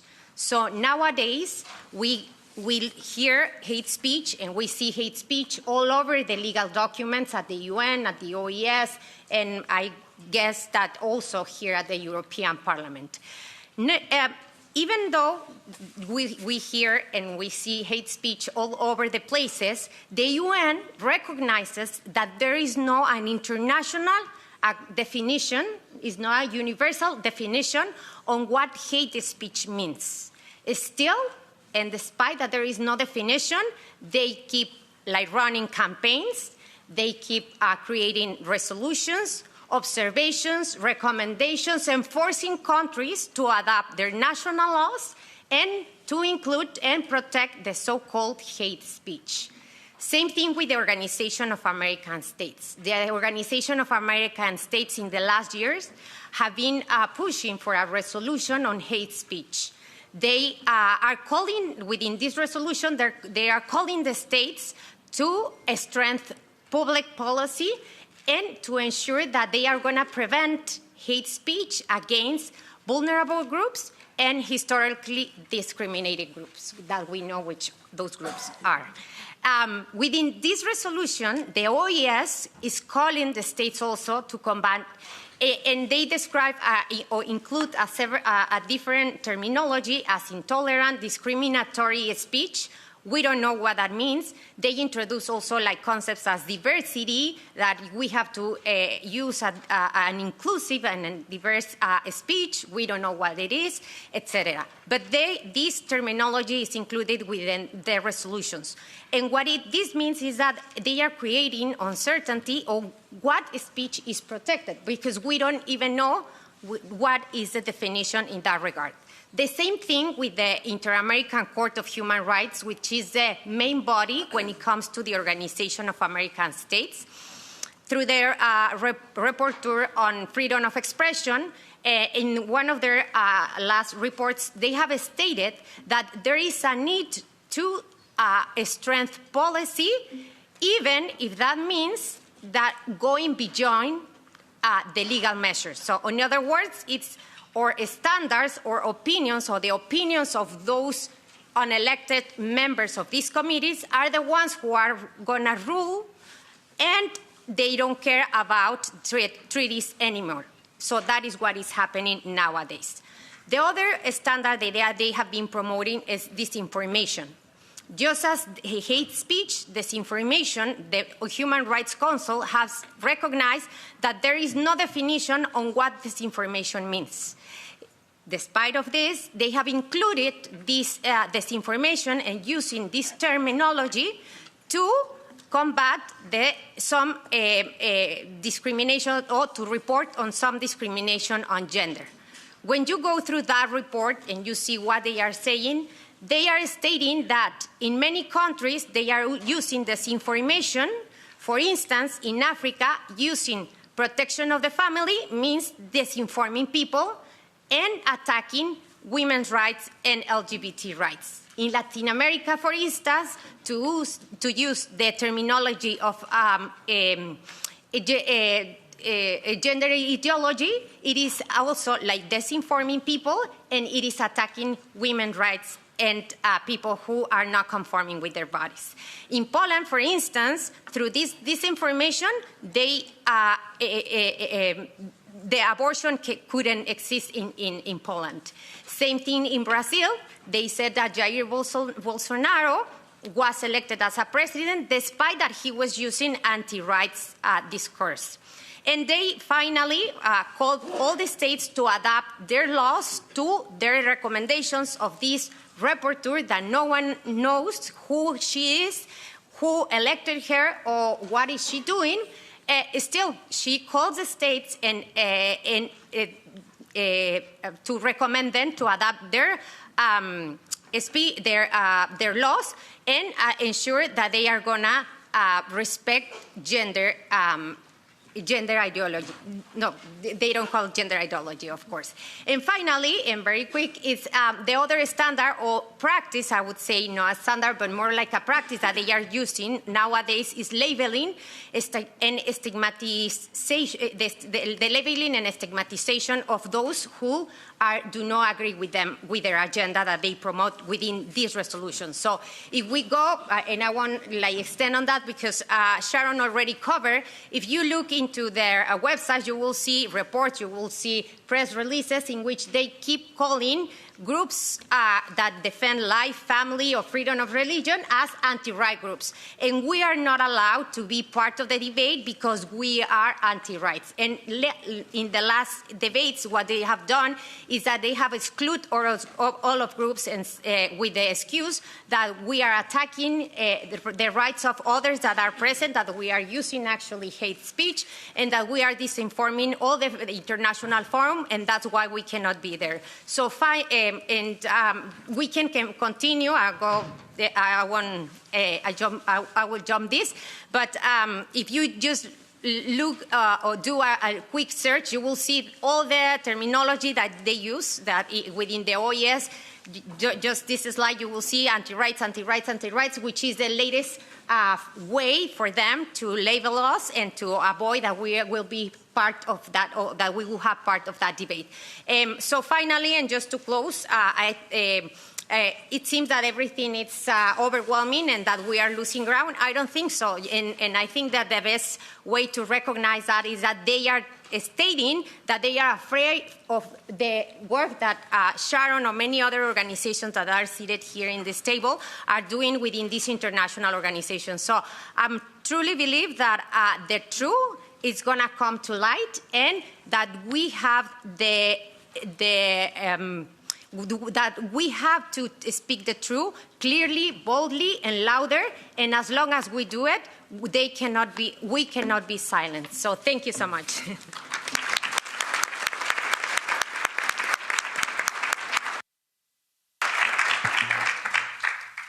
Good afternoon, ladies and gentlemen. My name is Adina Portaru, and I'm an international human rights lawyer and senior counsel for ADF International, which is a legal organization that defends free speech and other fundamental freedoms. With multiple offices around the world, we're active in more than 100 countries, pursuing litigation and legal advocacy. In the next couple of minutes, I'm going to go deeper into the EU's Digital Services Act, or the DSA, a piece of legislation that represents one of the most dangerous threats to freedom of expression online in the Western world today. The DSA is presented as an effort to create a safe environment online. That language sounds reassuring. But when we look beyond the slogans and examine how the DSA actually works, a different picture emerges. In practice, the DSA establishes a far-reaching online censorship regime, not only within the European Union, but with legal consequences that extend far beyond Europe's borders. Let me explain why. At the heart of the DSA is an obligation placed on very large online platforms, such as X, Meta, or Google, to remove what the law calls illegal content. Failure to do so can result in massive fines of up to 6% of the global annual turnover of a company. That can be billions, so we're not speaking about mere small fines, but potentially crippling. sums. And this raises a critical question. What exactly is illegal content? Article 3H of the DSA mentions that illegal content is, according to the law, anything that is not in compliance with EU law or the law of any member state, now or at any point in the future. So let me repeat that. Illegal content is anything that is not in compliance with EU law or any law of any member state of the European Union, now or tomorrow or in 1 month or in 1 year. This definition is extraordinarily broad. It creates a lowest common denominator of censorship because it allows the most speech-restrictive laws in any EU member state to be effectively exported outside the European Union. Laws that would otherwise remain national, some of which are deeply hostile to free expression, now become enforceable through a single EU-level regulatory framework. Let's look at Germany, where it is illegal to insult a politician. If a content creator in the US, in Chile, or in Argentina is going to post a satire, a video, a Babylon Bee type of tweet, then that content may be deleted as illegal content in Germany, but not only in Germany, but through the DSA potentially in the whole world. So you'll not be able to see it even though it happens outside the European Union. The problems do not stop here. The DSA also requires platforms to identify and mitigate so-called systemic risks. These include alleged negative effects on civic discourse, electoral processes, public health, and gender-based violence. In parallel, codes of conduct require platforms to address disinformation, abuse of information, information manipulation, a lot of very vague terms that Nadine mentioned before and that are void of legal terms. These are expansive and indeterminate concepts. They lack legal precision and grant regulators enormous discretion. When such vague standards are backed by enormous financial penalties, the result is clear: over-censorship. Companies are given every incentive to remove lawful but controversial speech, and no incentive to keep speech and to protect it. Under the DSA, enforcement power is heavily centralized in the hands of the European Commission. The Commission investigates, prosecutes, adjudicates, and punishes, often with limited judicial oversight at the early stages. In effect, the Commission combines roles that in a constitutional system committed to the rule of law are normally kept separate. We have already seen how this power has been used. The recent fine imposed to X is a clear illustration of how the Commission has positioned itself as the arbiter of truth and acceptable speech. In addition to fines, the Commission can restrict access to a platform within the EU and, in extreme cases, suspend a platform's operation altogether. This is unprecedented power over the digital public square. And to understand what kind of speech is at risk, consider the case of Päivi Räsänen, a Finnish member of the parliament and long-standing client of our organization, ADF International. More than 6 years ago, Päivi posted a Bible verse on social media and peacefully expressed her Christian views. For that, she was prosecuted for alleged hate speech. She was unanimously acquitted at the first 2 courts, but her case is now pending before the Finnish Supreme Court. It has not yet come to an end. And this case demonstrates very clearly something deeply troubling. Even quoting the Bible can be treated as criminal hate speech under certain European laws. And under the DSA framework, such content could be deemed illegal and therefore subject to removal across the entire EU and potentially beyond, even though your national legislation may not prohibit that. This brings us to one of the most dangerous points of the DSA. Platforms face severe penalties if regulators believe they have not done enough to remove content. And at the same time, there is no penalty at all for removing too much speech. So the rational response for companies is obvious. If in doubt, censor. This is not speculative. It is how risk-based regulatory systems work. Over time, lawful expression, as you see in that slide, where somebody posted, "Jesus died to save me," and that was deemed illegal content. Over time, lawful expression, especially speech that is controversial, religious, political, or just unpopular, will be quietly suppressed, not because it is illegal, but because it is too risky. Although the DSA is an EU regulation, its impact is global. Online platforms operate across borders. Regulators increasingly pressure companies to apply DSA-compliant content moderation policies worldwide, rather than maintaining different standards for different regions. There is also real risk that EU regulators could demand a global takedown of content, not merely its removal in the EU. So this is not merely an EU law. The EU is pulling down a digital curtain, and it is important to stop, reflect, and amend that process. These concerns are not hypothetical. Digital platforms such as X and Meta and Google have warned publicly that the DSA threatens free expression on a global scale.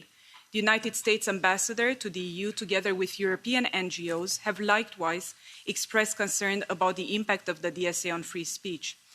And in last October, more than 100 free speech experts, academics, lawyers, and many politicians that have been gathering today as well, signed a letter organized by ADF International and sent to the European Commission. The letter warned of the DSA's serious implications for freedom of expression and urged the Commission to consult free speech experts as part of the formal review process. That review to take place in November of last year, and unfortunately the European Commission completely ignored these concerns. And by doing so, it missed a crucial opportunity to correct course and ensure that the DSA complies with freedom of expression. The second review is due to take place in 2027 and will specifically focus on free speech. So I would encourage all of you who have expressed well-founded concerns today regarding the DSA and free expression to participate in this review and also to inform our organization of free speech cases that may happen in your countries. And in closing, the DSA is not an isolated measure.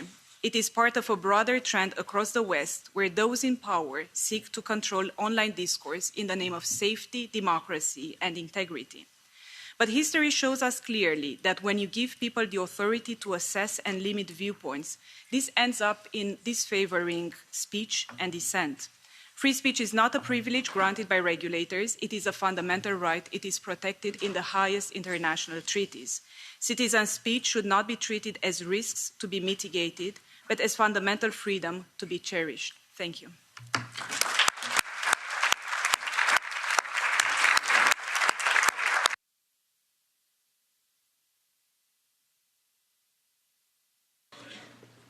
Merci beaucoup. Thank you very much. French, je vais parler français.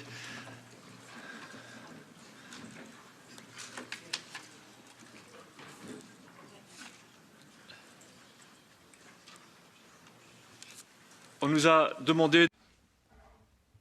We have been asked to address the issue as to how we can counteract attacks on freedom of speech in international fora. I think it's very important for us to have this meeting here today in the European Parliament, because there is a real danger that freedom of speech will be undermined. That danger is growing in the EU, and there's a bureaucratic machinery which is being created now to engage in surveillance on freedom of speech online. So, as conservatives, it is a question of survival. We need to be aware of these major, real risks and dangers to our freedom of expression. Just to take you back for a moment to kick off, back to the origins of the EU. As you know, the EU was created after the Second World War. There was a supranational political vision. People generally had to go along with it. For the second half of the 20th century, the people of Europe did generally go along with that movement. It doesn't mean they always wanted all of that movement, and it doesn't mean they always understood all of that movement. Right from the beginning, there was a gap between the EU project and the people. My generation knew that gap. We didn't have true freedom of expression when we were young. We didn't have true freedom of thought. Conservative, critical thought was in a minority, and we didn't have access to the media. The media were generally financed by the state. They were subsidized, and critical voices were barely heard.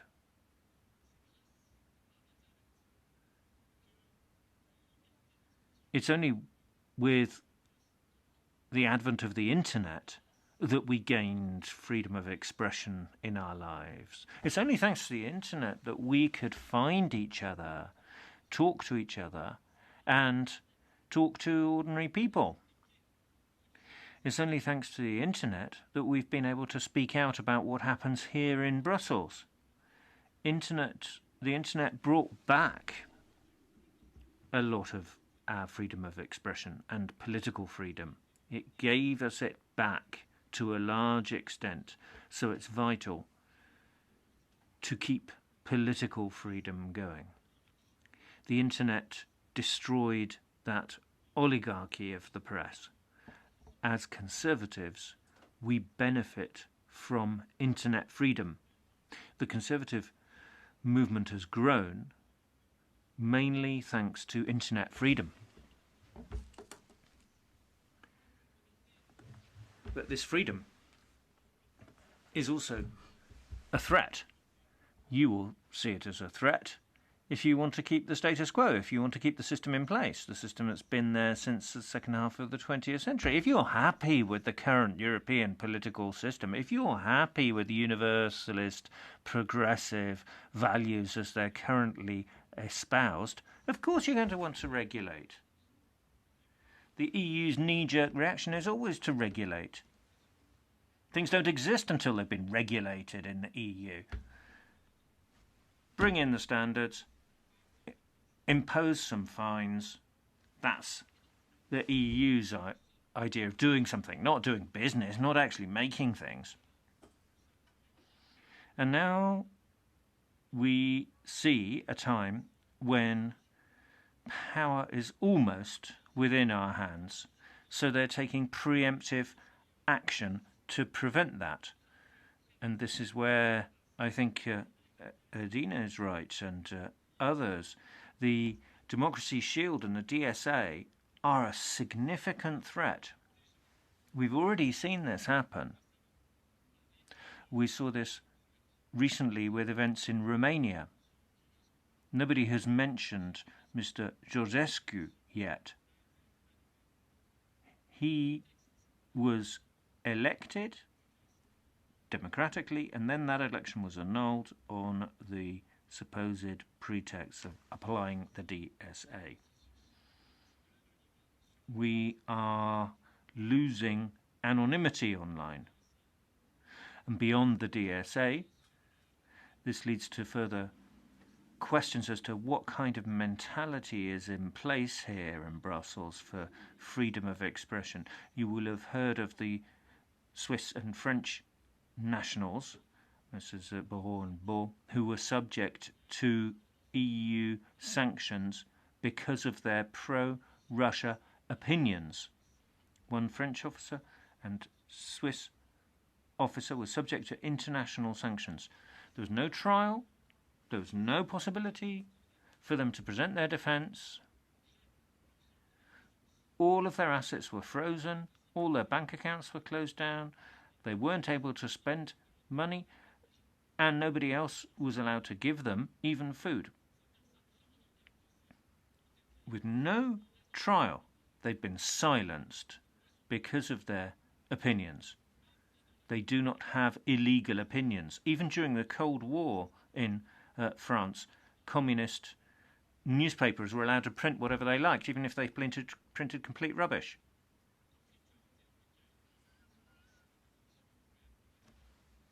So that's the kind of contradiction that the European Commission is entering now in terms of freedom of expression. What happened to those two individuals is extremely serious. So we need to think in terms of the law and justice, but we also need, in my opinion, to be looking not only at the way in which the system works in itself, but rather, as Sharon was saying, we need to work on the institutions, not only debating through the existing rules, because the institutions have a political vision. They have their own DNA. They have their own project. The Conservative vision is nowhere to be found there. A patriotic vision is nowhere to be found there. So if you work on laws and application and so on, you're not actually doing anything about the system. We have followed 80 cases at the European Court of Human Rights and the European Centre for Law and Justice, but the most successful aspect was drawing attention to conflicts of interest that judges in the European Court of Human Rights and progressive NGOs like George Soros's Open Society had. There were conflicts of interest there. There were links between those judges and those organisations. A fifth of the ECHR judges are former employees or members of the boards of Mr. Soros's organisations or Soros-funded organisations. So in terms of a conflict of interest, those were the links. The court system was reformed to some extent. The court did adopt an internal reform of its rules. But since we published our report, no new judges from those spheres of influence has been appointed to the Strasbourg court. So that is a structural achievement in terms of those institutions. So what I'm saying is, yes, we need to look at laws, how laws are adopted, what the laws say, and so on. But we also have to have a critical, structural, historical gaze on EU institutions and international organisations in order to achieve a change.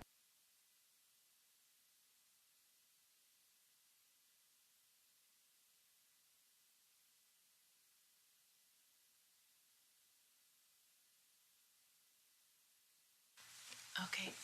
Thank you all for those insightful comments. We have, I think, one brief comment in response from Jen Chang Nakasaki from the Population Research Institute. Muy buenas tardes con todos.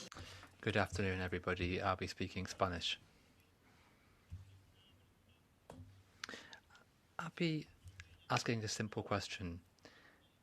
How does the abortion industry attack freedom of expression? Well, it appears that there are no links. But when we hear about my voice, my choice, what really do we think about? Do we think about the spontaneous, transparent citizens?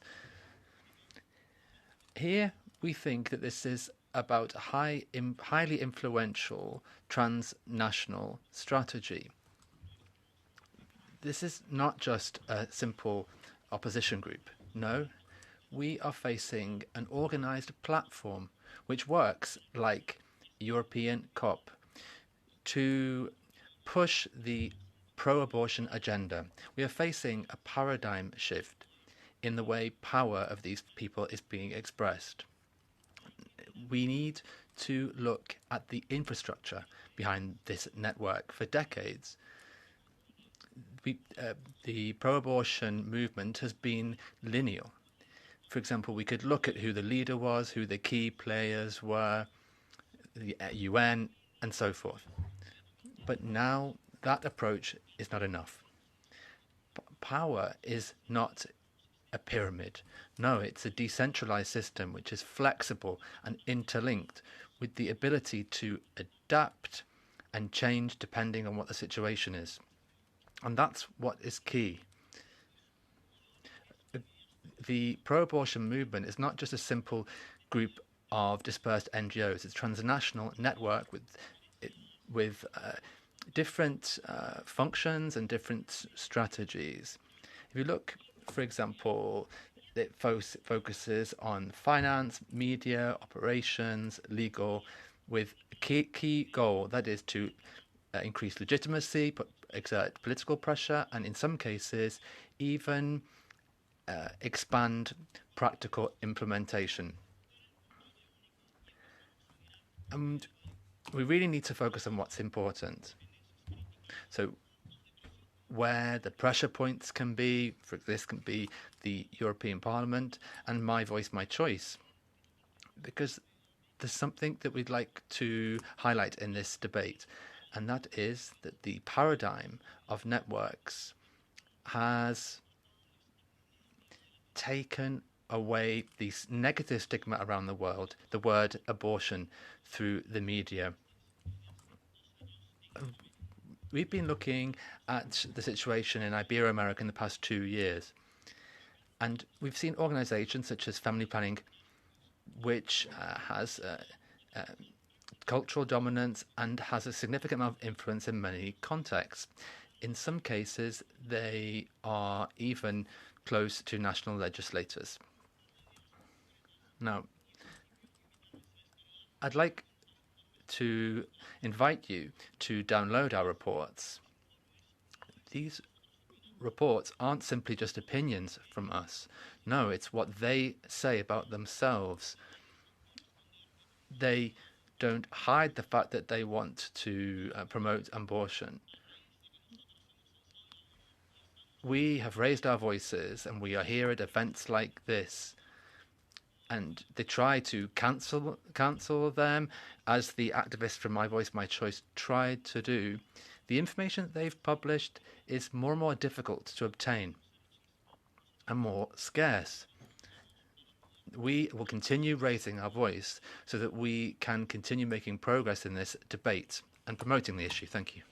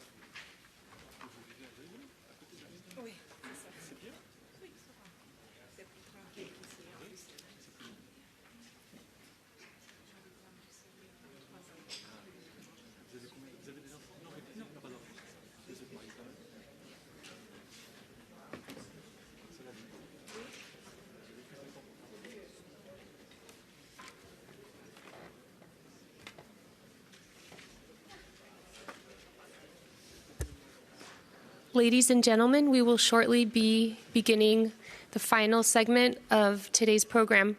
We invite you to remain seated, and if you're not seated, to take a seat.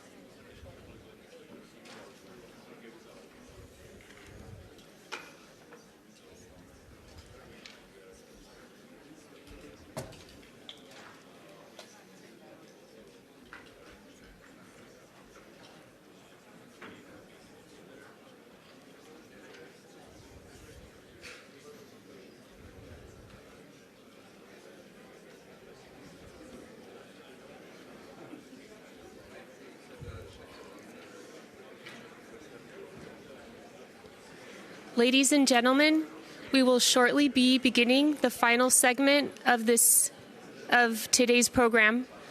As you come in, please take a seat.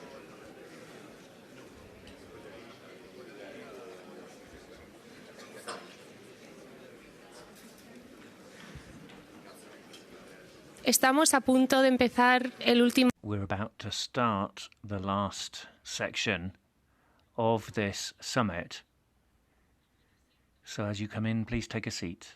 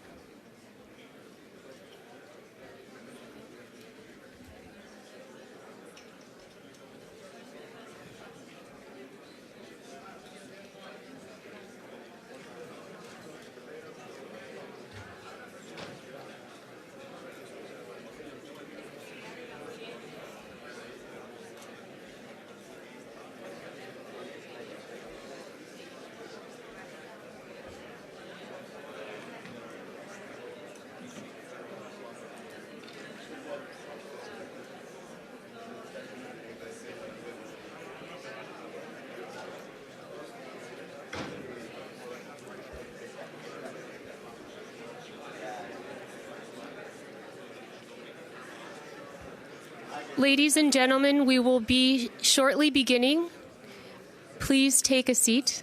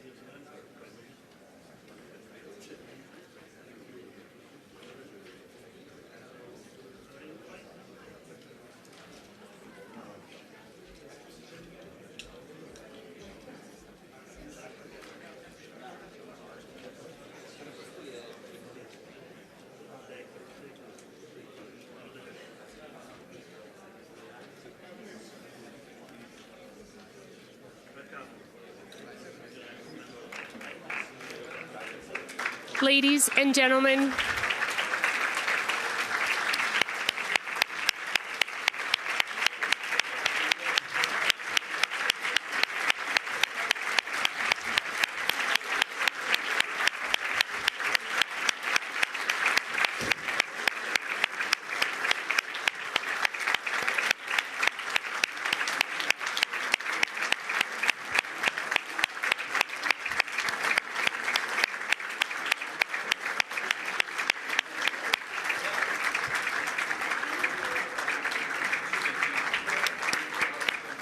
ladies and gentlemen, we have the great honor of welcoming the former president of the Political Network for Values and the man who has been elected to the presidency of the Republic of Chile with the highest number of votes cast in the history of the country.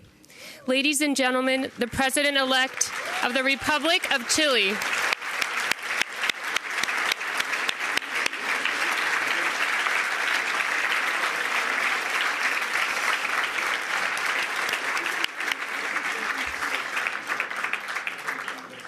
We now open the final remarks of the 7th Transatlantic Summit of the Political Network for Values. Very nice to meet you, sir.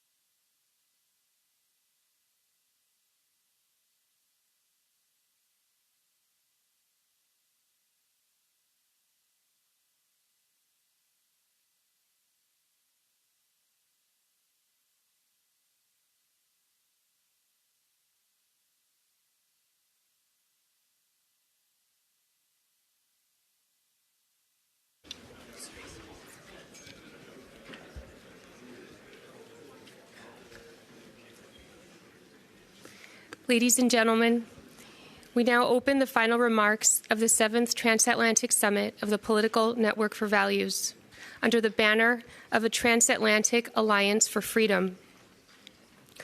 We will be hearing from leading members of the European Parliament, the President of the Party of the European Conservatives and Reformists, the President of the Party of Patriots for Europe, and the President-elect of the Republic of Chile, together with the current president of the Political Network for Values, followed by the young leaders of the Political Network for Values.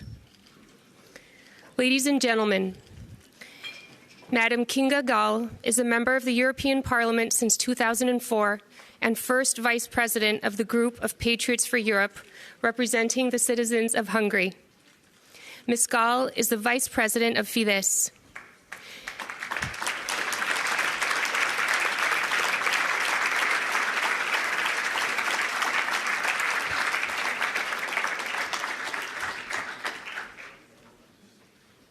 Thank you. President-elect Kast, President Morawiecki, President Abascal, dear friends, it's an honor to stay here today with such distinguished leaders and to be surrounded by so many friends from all over the world. Welcome. I don't know why is it not on. Now? Maybe somebody can help me? It's better? Okay, maybe it's just it has to be closer. So let me begin congratulating my dear friend José Antonio Cast on his historic victory. Your victory is an important victory of common sense for patriots and conservatives worldwide, and above all, for the Chilean people. I am certain that you will accomplish great things as president, and I wish you every success, dear José Antonio. Another longtime friend, Mr. Santiago Abascal, is someone with whom we work closely, both through Vox Fidesz cooperation and in the leadership of the Patriots Party. He is leading the combat against the woke, left-wing government and the fight against illegal migration for the Reconquista. He represents great hope for Spain. It is no coincidence that Vox is getting stronger. We hope you will be in government soon. We European patriots support you, Santiago. And last but not least, we have with us Prime Minister Mateusz Morawiecki, another old friend. As the saying goes, Poland and Hungary, two good friends. Today, the Tusk government is trampling the rule of law and taking political revenge on conservative opponents. Hungary stands with Poland as we have always supported each other, no matter how some try to undermine it. Our alliance cannot be broken. And this is equally true on the level of the European parties and between our groups in the European Parliament. You are a key ally in our fights, Mateusz. I would also like to say a special thanks to my dear colleague, Mr. Steven Bartulica, President of the Political Network for Values. It is symbolically important what you did today for our common cause, and also the tireless engine and soul of the network, Mrs. Lola Velarde. Thank you for organizing this summit, for bringing us together once again. Great job.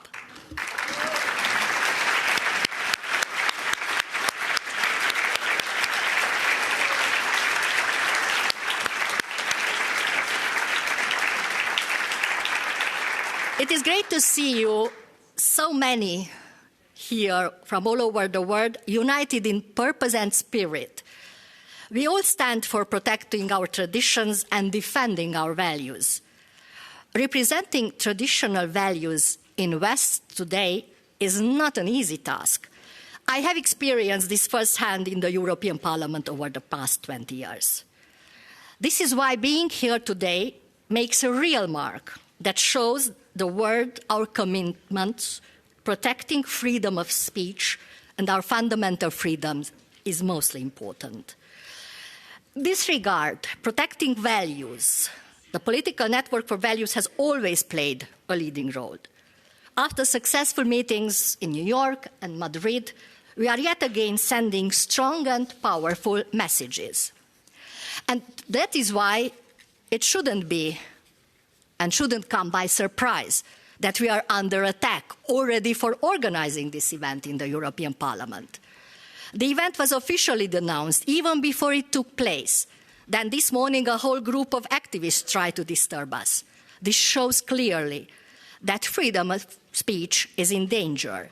We are under pressure by forces who want to silence us, eliminate our roots, traditions, values.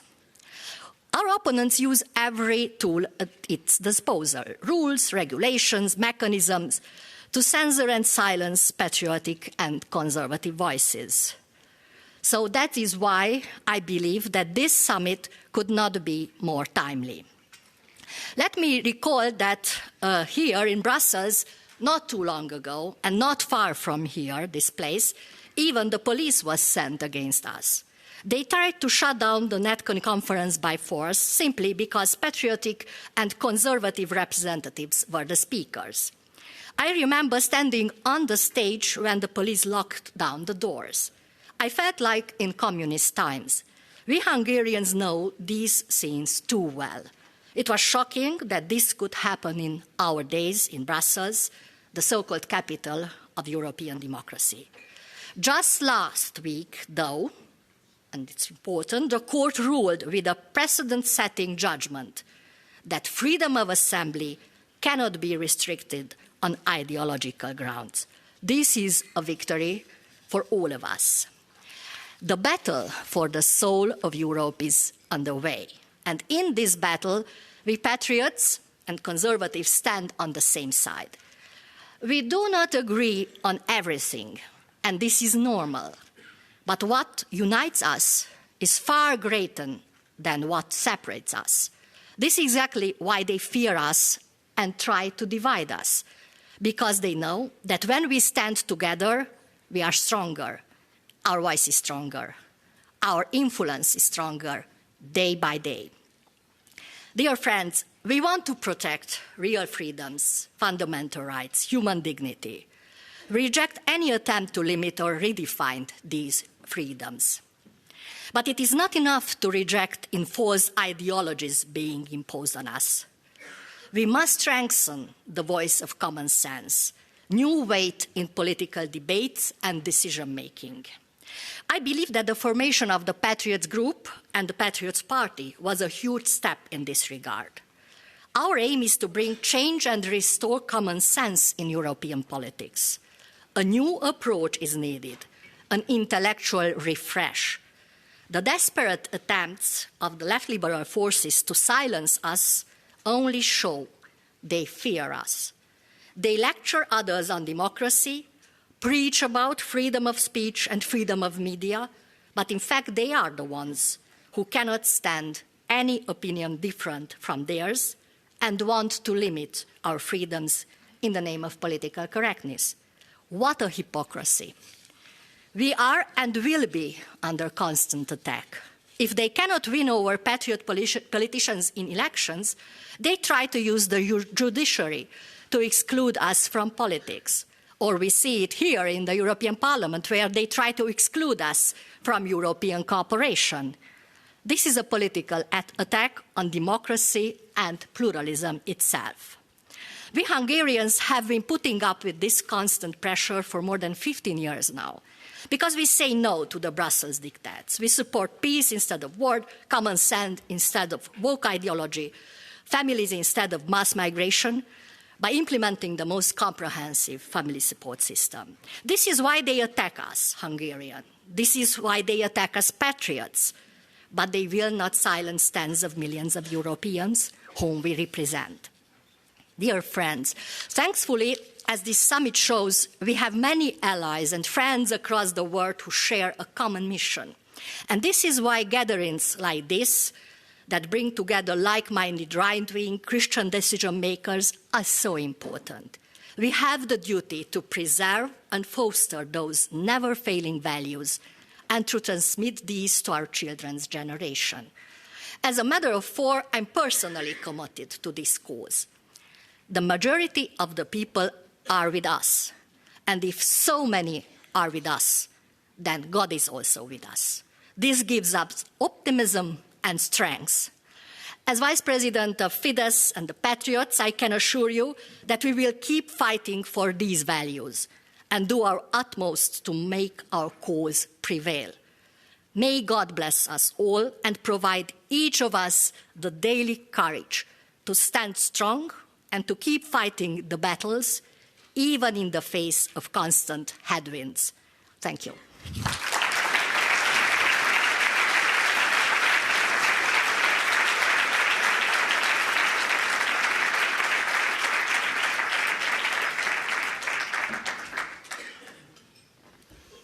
Thank you, Madam Vice President.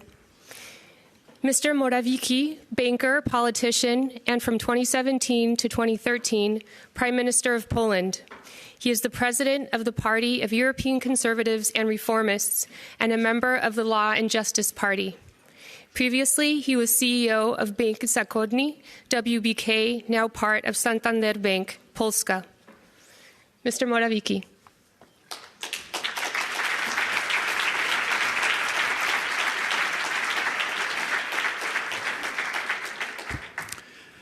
Thank you very much, Mr. President. Dear friends, Santiago, Kinga, Stefan, thank you very much. Thanks for inviting me to here.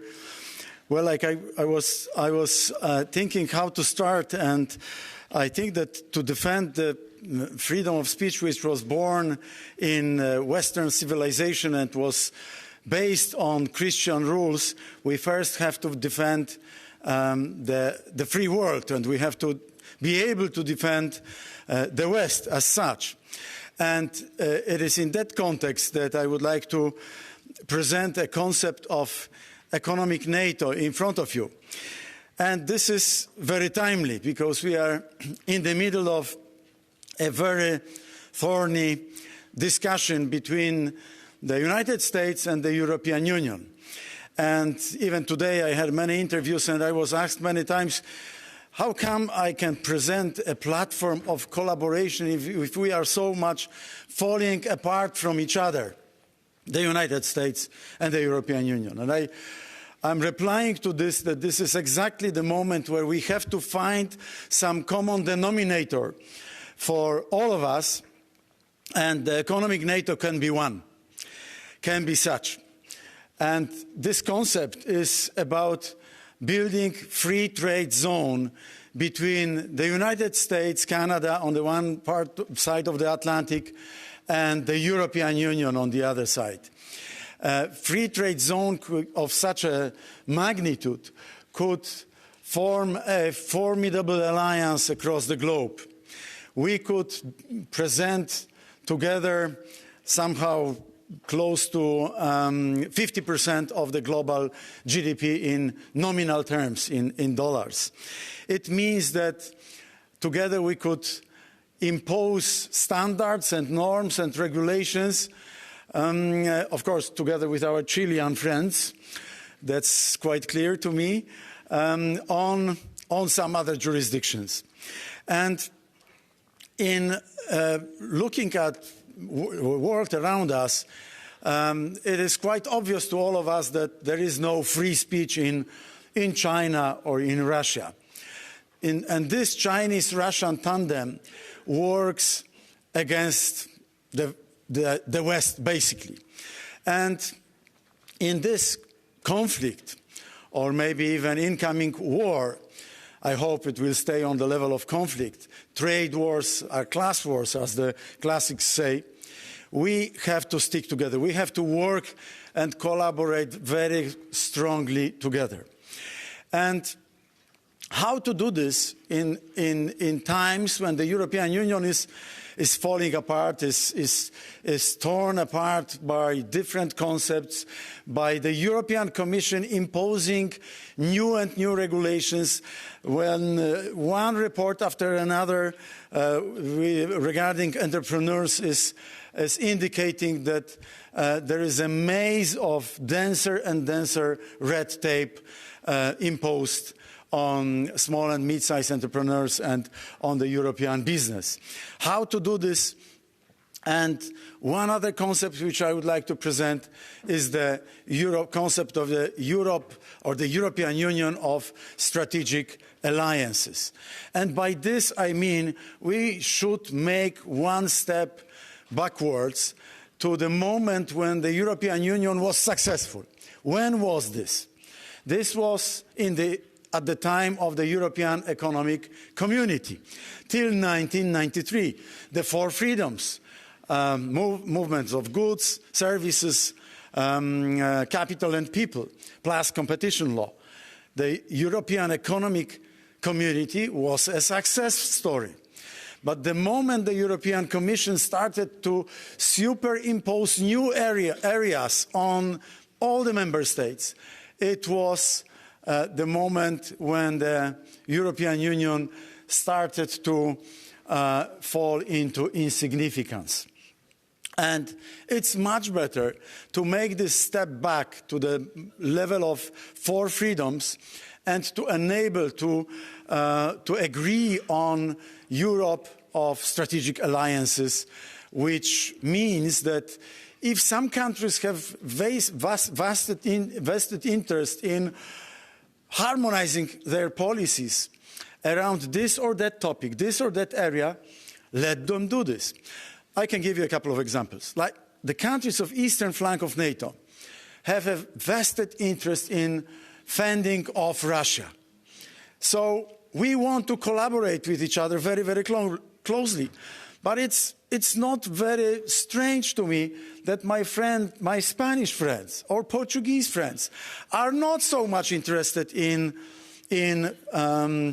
spending more and more billions of euros on defending eastern flank of NATO. It's a vital interest of Poland, Finland, Sweden, the Czech Republic, Romania, in future Ukraine and Turkey as well. This is why I said about the economic NATO. Turkey is part of NATO.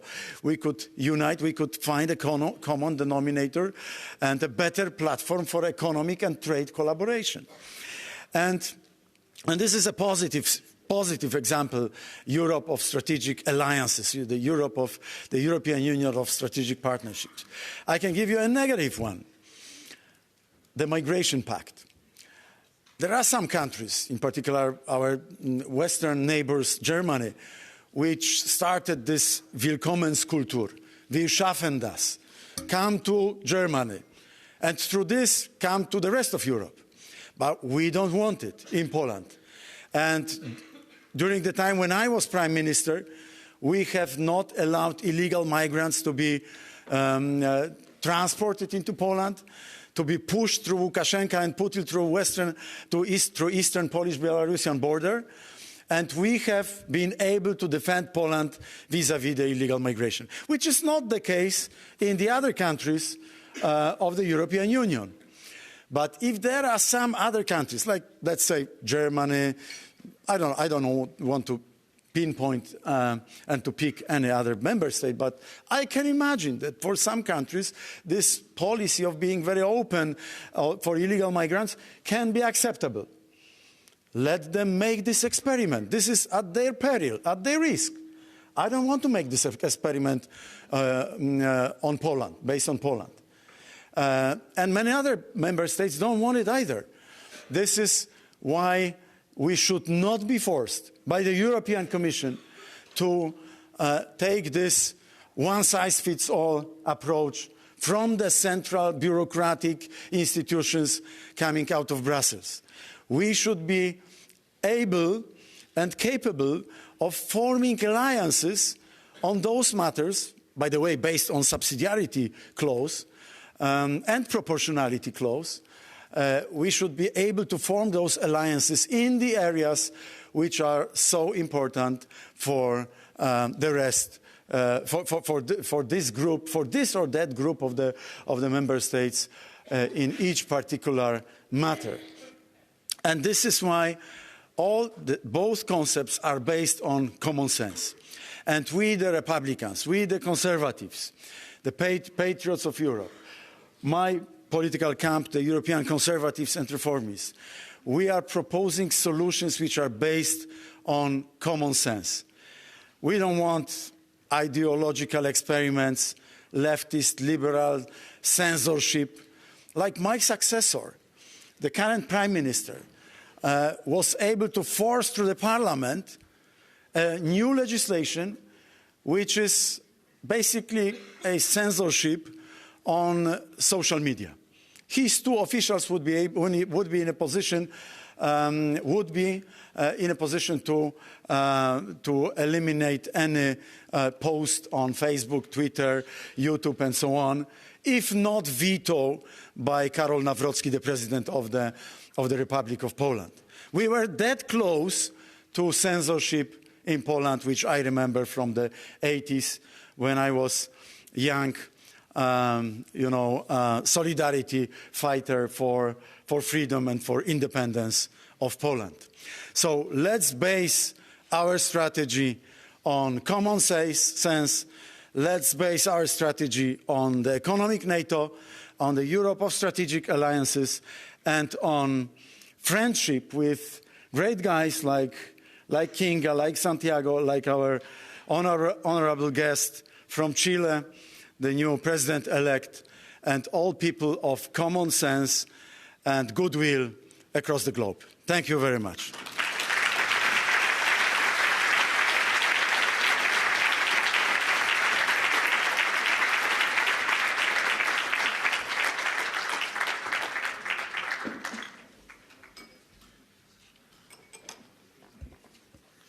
Thank you, Mr. President.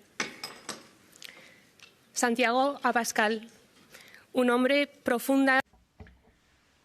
Santiago Abascal, a man deeply in love with his homeland, Spain, rule of law, fundamental rights and freedoms for citizens, a man who chairs the Patriots for Europe party, the Vox party, the Fundación de Censo, and a member of the Spanish Parliament. Mr. Abascal, you have the floor.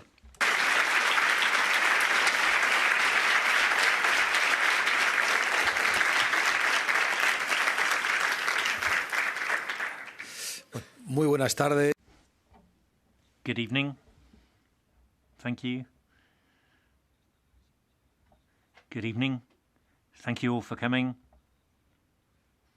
I'd like to start by thanking the political network of values, Stephen Bartuliza and Lola Velarde, for this opportunity.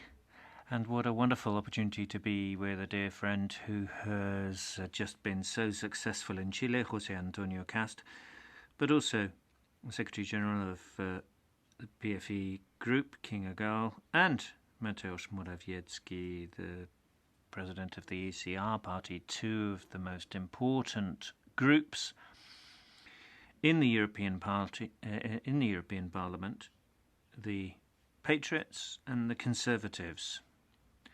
This is about human dignity in Western society. This is what brings us together, our political and religious traditions. And freedom of expression is in our DNA, goes back to Roman law, Greek thought, and Christian spirituality. You can't understand the West and you can't understand Europe without freedom of expression. We were taking freedom of speech for granted.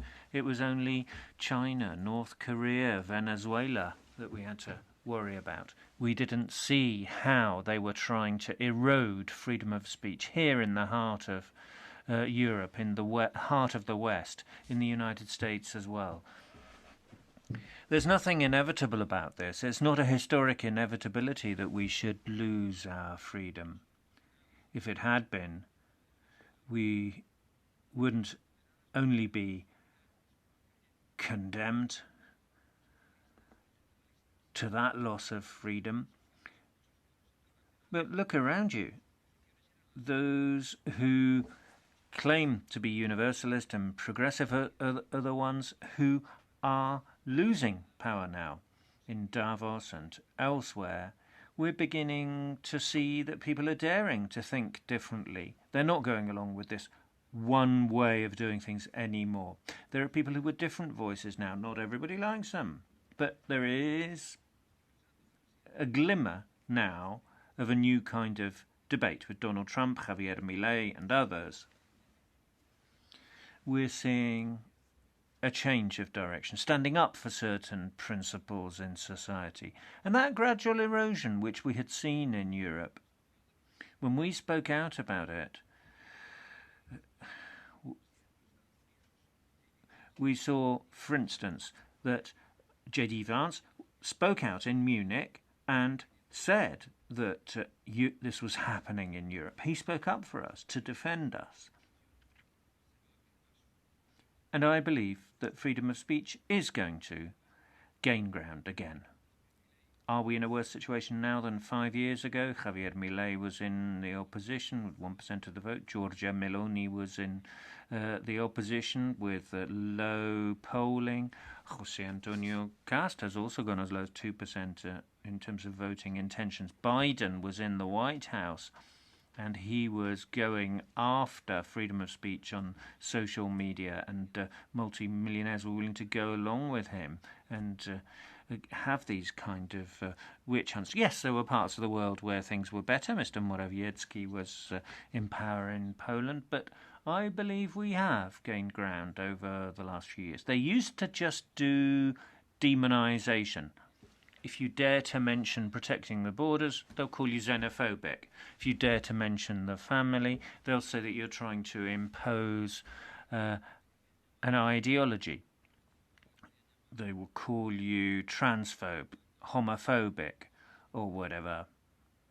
They've called us ultras, fascists, Nazis. They've given us labels which we do not believe in. Charlie Kirk was a martyr for freedom, and he said they're not killing us for being fascists. They're calling us fascists in order to kill us, or at least in order to silence us and cancel us. So, yes, there is progress now. So, demonisation is no longer enough. They need to censor us now, too. We're seeing a systematic global attack on freedom of speech. We have a total veto on our communication in Spain. We're the third political party in Spain, representing millions of Spaniards, but we don't have a voice. We're demonised, ridiculed, or silenced. The main TV channel that was giving a voice to Marine Le Pen was shut down in France. You can't say anything positive about the opposition to Macron. You can go around setting cars on fire, but you can't say anything bad about Macron. X has allowed freedom of speech. In Poland, the current Prime Minister, Donald Tusk, went on TV as soon as he got into power with the police. And everyone in the Brussels elite thought this was perfectly normal. And the fact that Islamists were raping children was covered up in the UK. In Giorgia Meloni, people defending borders were criminalised. Viktor Orban has been punished. Hungary's been fined because he protects Hungarians' borders, safety of children in schools. He says that it's up to parents to provide a children's education. And the dominant elite in Brussels wasn't having any of that. But there's a chink now. We're chipping away at the wall. There are millions of people around the world and in Europe who are getting their information from alternative channels now, from social media.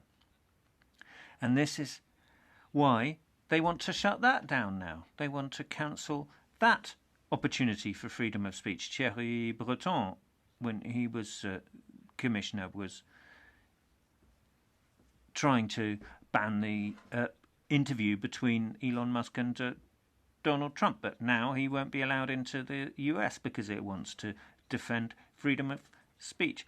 So that persecution that we were suffering has gone too far. The political elites and the financial elites and sometimes ecclesiastical elites in the West have alienated their own people.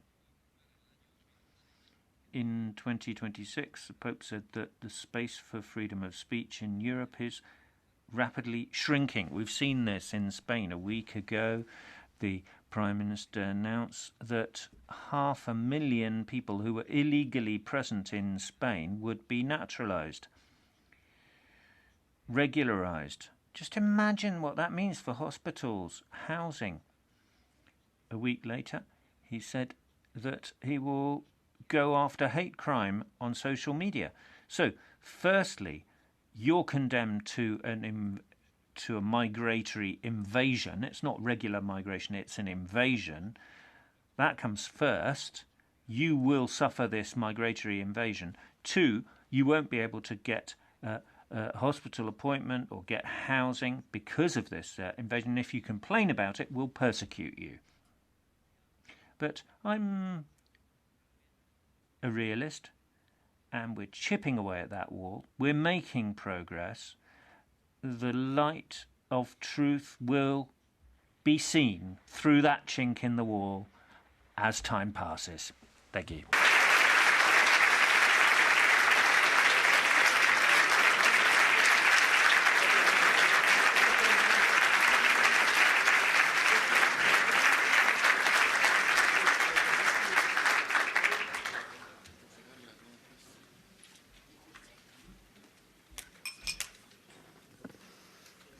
Muchas gracias, señor presidente. Thank you very much.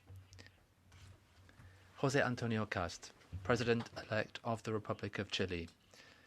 Since December 2025, in elections with the highest number of votes in the history of the country.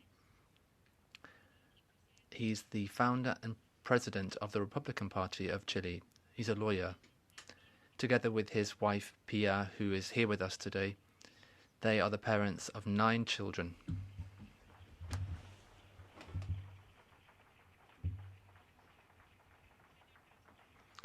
Mr. Kast, you have the floor.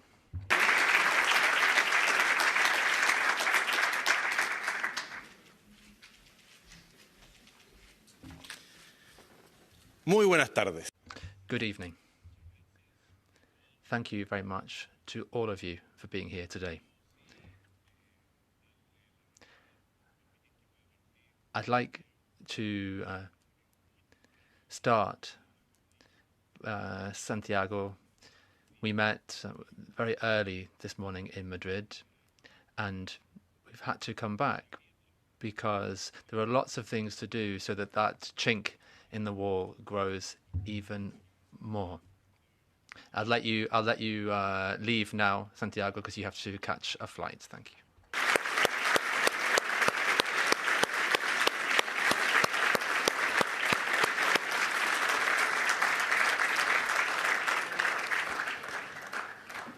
Y quiero decirle que I have to say, I'm very happy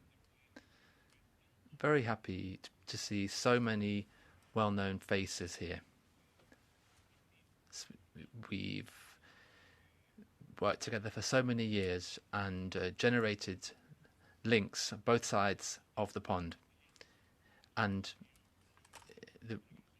we want to see that alliance between the USA and Europe so that we have an even bigger market for our products. And that unity and that alliance needs to be reflected here in the European Parliament as well. And so I'd like to thank the Vice President of the Patriots and the President of the ECR party for being here together, defending the principles and the values of Western society. Thank you, Kinga, for being here today. Thank you, Mateus, Santiago as well. I'd also like to thank the media for being here.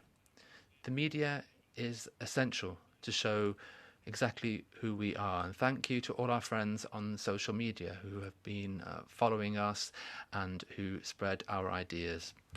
And thank you very much, Stepo, for heading this fantastic organisation, and Lola Delade as well. She's always hiding so that nobody can see it. But thank you very much to you, and thank you to the whole team, Elena, who is here, Rodrigo, who I can see as well, and Diego, for all of the hard work that you do, and all of the young people who are here from all over the world. And thank you very much to the team for doing such an excellent job in organising this conference. Quiero partir con una pregunta. I'd like to start with a simple yet deep question. Why are we here? Many of us in our nations tirelessly raise our voices. We're here because we have conviction, because we yearn to implement all of our dreams. We're here to do our utmost to achieve the good for our nations. We need to really think about people who are suffering, the weakest in society, who have hope in all of us. We're here because we believe in freedom, dignity, and respect for human beings. They are the key pillar of all democratic civilizations. And when those pillars are weakened, it's not just the political system that falls. No, family becomes weaker as well. Society becomes more fragmented, and democracy is destroyed from within. And today we are seeing a worrying paradox. The more we talk about rights, the more freedom is being curtailed. And when there is no security on the streets, when families and communities are worried, democracy will be under threat because freedom becomes a mere illusion. Therefore, defending security is not authoritarianism. Defending freedom is not extremism. Defending order is not about going back and regressing. No, it's about defending fundamental beliefs so that every society can flourish. Our cause is not just another form of ideology. No, we advocate reality so that everybody, based on reason and a proper understanding of life, can flourish. Today, we are seeing the fruits of a culture dominated by isms. You may be wondering, what are these isms? Well, there is environmentalism, extreme environmentalism, which prioritizes the environment over persons. Extreme animalism, you could call it.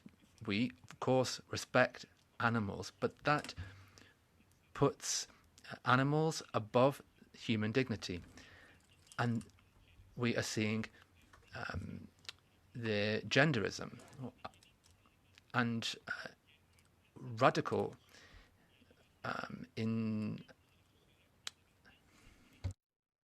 indigenous fight for indigenous people. This is about constant confrontation, and we see this in our nations in South America very clearly.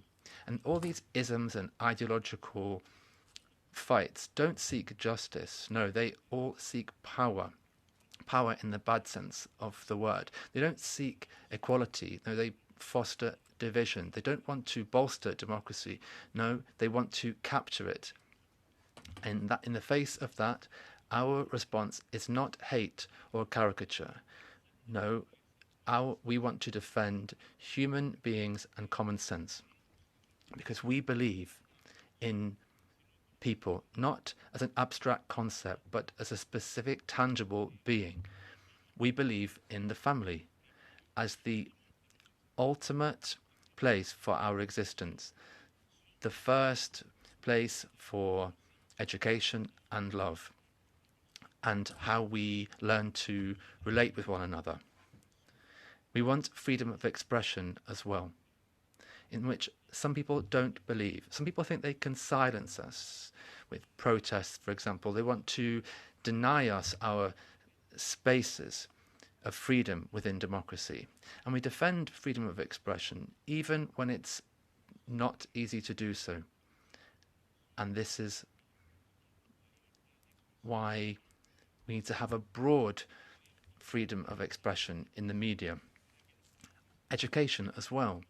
Parents should not be replaced by the state in bringing up their children. We believe in freedom of assembly and worship, because conscience cannot be ruled by those in power.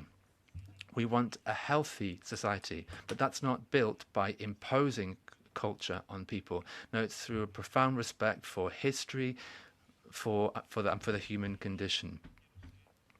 And I want to be very clear on this. It's not enough just to resist, as many say. It's not enough just to criticize or denounce, as many say. And it's not enough just to preserve spaces. We need to get involved. We need to influence and win. And that is what is happening in many countries. With that joy, it's not it's ideology. It gets rid of joy. There's always, behind these ideologies, there's always some kind of expression of hate. But I'm never going to disrespect the person who does that, because that person is a human being and deserves dignity. And we need to participate, influence, and also defend our ideas. they use violence, physical violence, verbal violence, and digital violence to defend their ideas. And many people here who have suffered that. Look at where we've got to.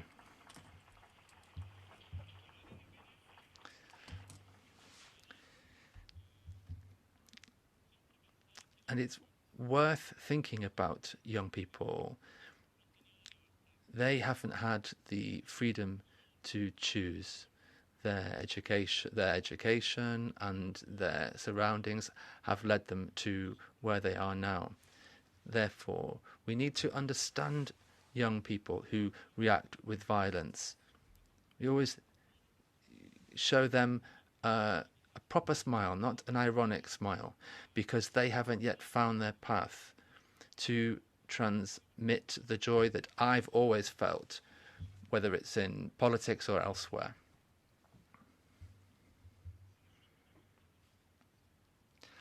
If we don't participate and influence, then there are many others who are willing to occupy those spaces without thinking about it. They will change laws and everything in their reach to keep themselves in power. And that is what we are fighting. The political network for values, since it was created, Jaime Mayor Reja, who was the first president of the political network for values, understood what's most important. It's not just a cultural battle, it's a political and moral battle as well. And Stefan Batulica is now running this organization, doing this great work. So thank you to you, Stefan, for dedicating so much time to something. This is not a sacrifice, it's a joy. When a politician says that they are sacrificing a lot for something, they don't believe them, and they tell them they should change jobs because that's not how it works. And this battle is something that we need to wage in parliaments, in our nations, as well as in this parliament, in classrooms as well, in the media. We should never refuse to go to the media to defend our ideas. We shouldn't be afraid either, because we have ideas that defend themselves and they don't have that. Also, in society, when we're having debates, we forget about our own families. And so that's also an invitation. The battles that we have outside the family, we need to also do so within our families, because our children are also threatened by what's going on. And then language as well, and we must also be careful not to use disrespectful language. So this space is vital. It creates links. I can see here faces before me representing many different nations and great friends as well that I have met at meetings like this. And I wouldn't have met you all if it weren't for Political Network for Values. Kinga, for example, but all of you, and for being here and for what you do in your nations. You're always linked to a huge group of people who are singled out in their countries, but this gives us a feeling that we are not alone, and there are more and more of us every day.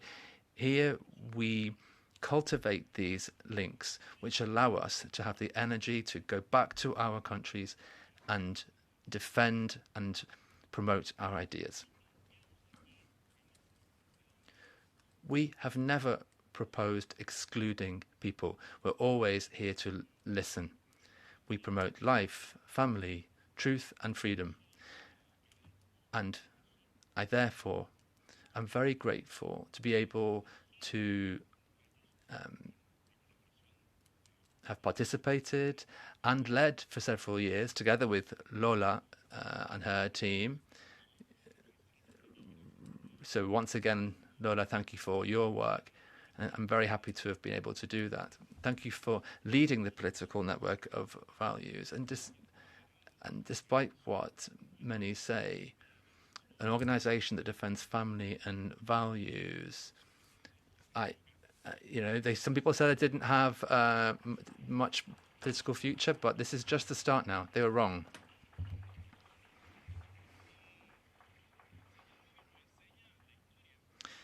What history shows us is that when men and women act with clear convictions, calmly, bravery and common sense, society rises. Often societies are waiting for somebody to speak out. There's always somebody who raises the flag. If someone is silent, someone else will wave the flag. Defending freedom, and I say this for some people, some of my friends who've been killed, for defending their ideas, for speaking out, they were shot by terrorists. But don't worry, everything will work out. There's always somebody that waves the flag of freedom. Defending freedom is an act of courage today, and you were all called to do that. That courage is what we do. It's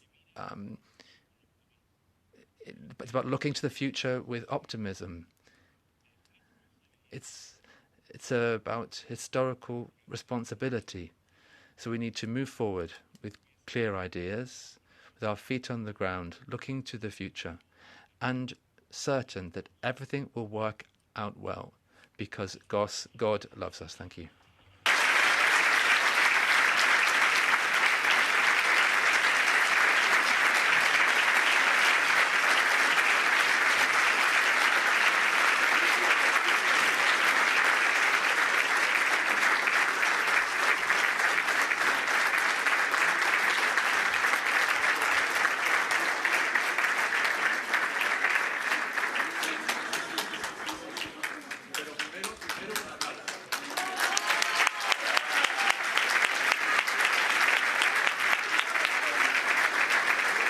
We would like to invite Mr. Bartulica, Mr. Cast, Madam Gal, and Mr. Moravicki for a photo.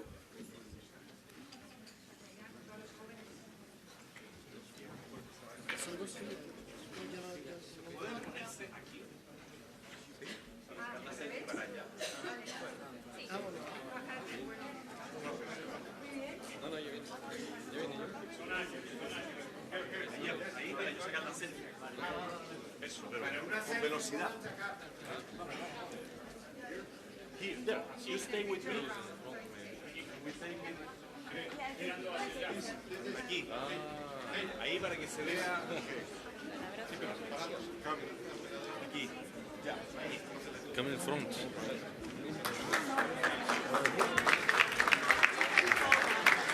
Ay, go. No.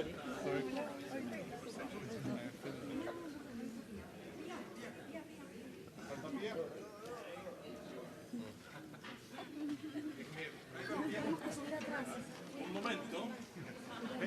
Patient.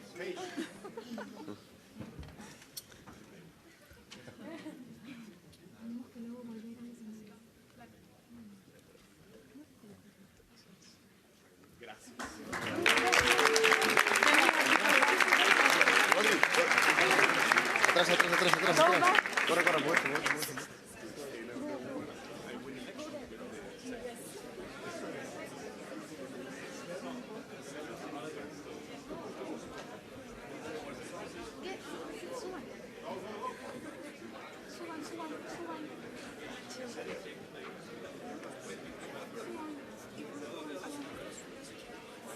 ¿Se van a sentar acá afuera?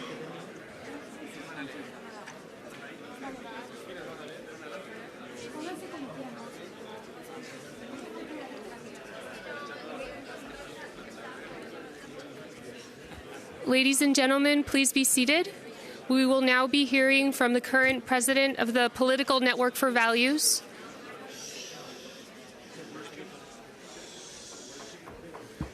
Ladies and gentlemen, please kindly be seated. We will now be hearing from Mr. Bartulica, the current president of the Political Network for Values.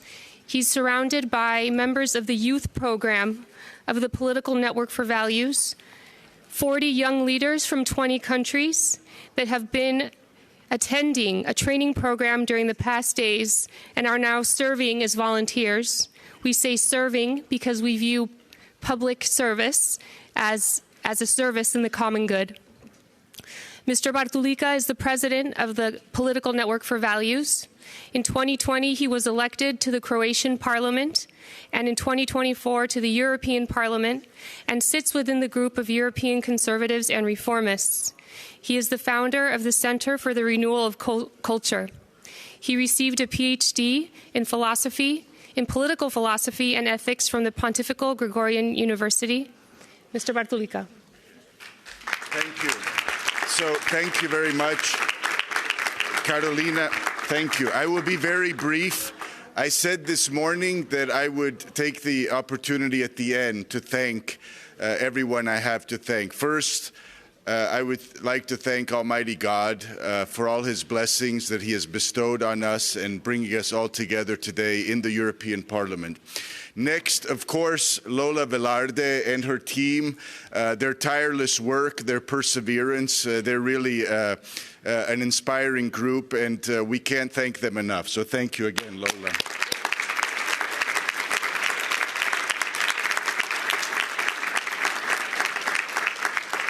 Of course, I want to thank Jose Antonio for his leadership. I couldn't have imagined when we were together in Zagreb several years ago that I would be hosting you here as your successor at the head of the political network as the president-elect. So congratulations. It's an inspiring victory, landslide victory for all of us, and the world is paying attention. So Chile is blessed to have you, and I look forward to seeing you in Santiago next month. Ladies and gentlemen, we've heard many great speeches. Jose Antonio mentioned several isms that we're dealing with today. Father Keeley mentioned Dumptyism as perhaps a new threat to freedom of speech. I think we've all benefited greatly, at least I can speak for myself, from this summit. I like to use the example of hobbits from The Lord of the Rings. You know, we're usually under the surface trying to do some good. Today we rose to the surface, to be seen, and we will not be canceled. We will not be bullied or silenced by anyone. We will speak the truth with conviction and above all with charity. We are not opposed to anyone. We have a mission and a duty to raise our voices to protect the natural family, but also unborn children, and we will continue to do that. Finally, thank you to the ECR group, also to the Patriots. I think it's a very good sign, very encouraging that our two groups could come together and collaborate at such a level to do an event. Many times in Europe, they find easy excuses why not to collaborate, but that wasn't the case today, and I'm very grateful. So again, thank you all. I wish you to join us for a reception afterwards at the hotel. I think we have much to celebrate, and again, God bless you.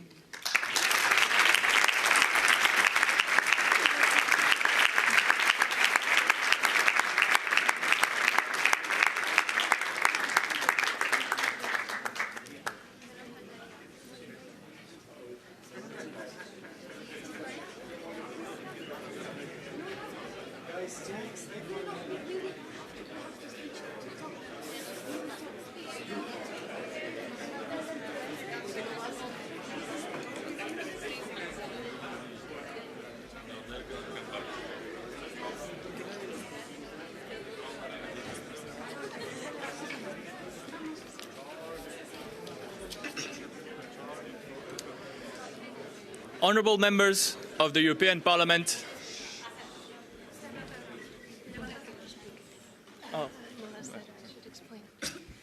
Ladies and gentlemen, as we highlighted earlier, these are participants in the youth program of the Political Network for Values. 40 young leaders from 20 countries that have been attending a training program during the past days and have been serving us as we view the political life as a service to the common good. So thank you to our youth participants.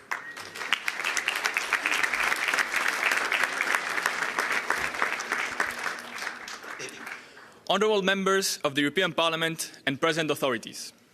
We, the youth of the 7th Transatlantic Summit held at the European Parliament, in light of the dialogues we have witnessed here, recognise ourselves as united as a generation facing an urgent question. Will the future inherit our silence or our courage? From across continents and contexts, a common thread runs through our experiences. Freedom of expression is at risk. Different realities, same danger. There is a growing gap between the freedom of expression our Constitution and laws proclaim and the actual freedom people experience in our street, public spheres, and media.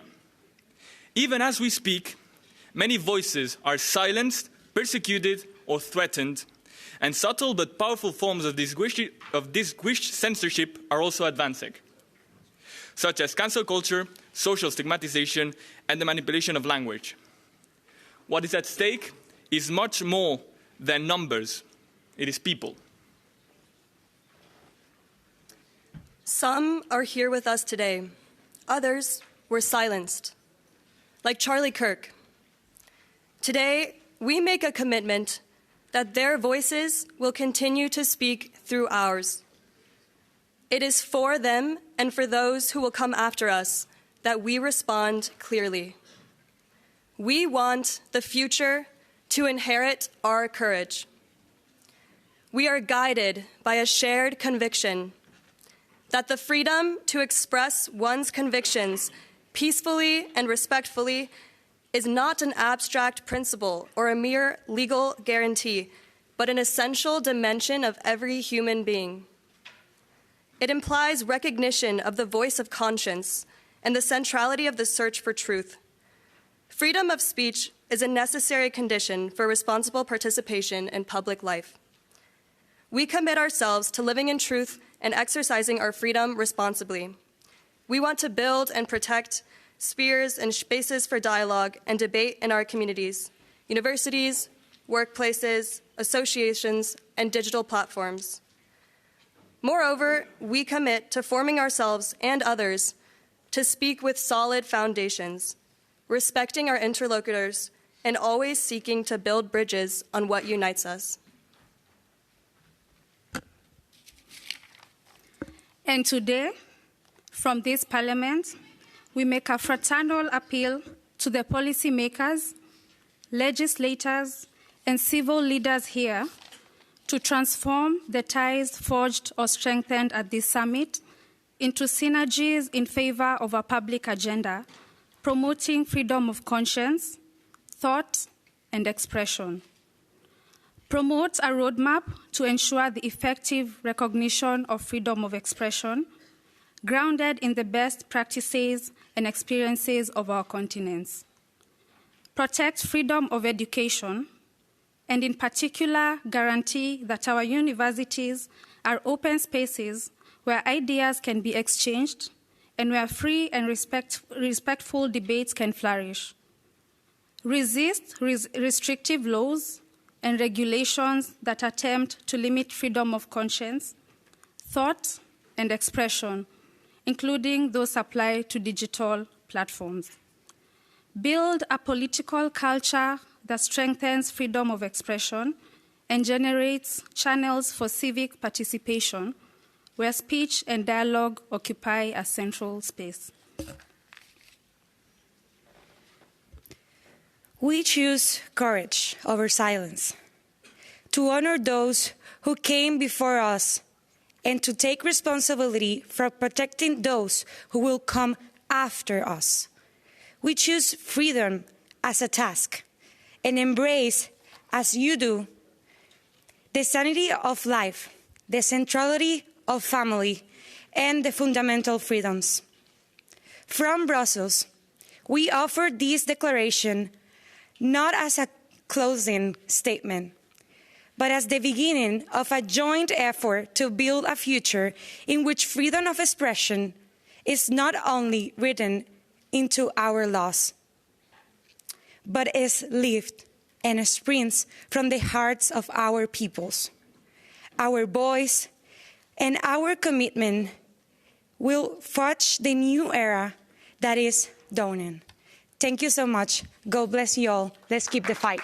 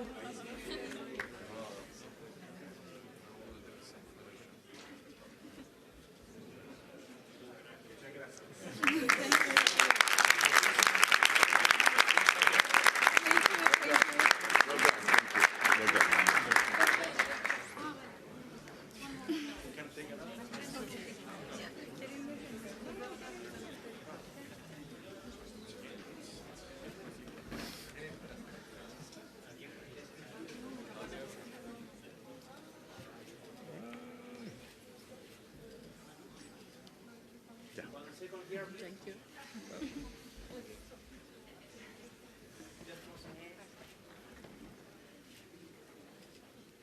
I'm here. Yes, I'm here. Una selfie con Sembro amiga yo. Bueno. Sí, bueno.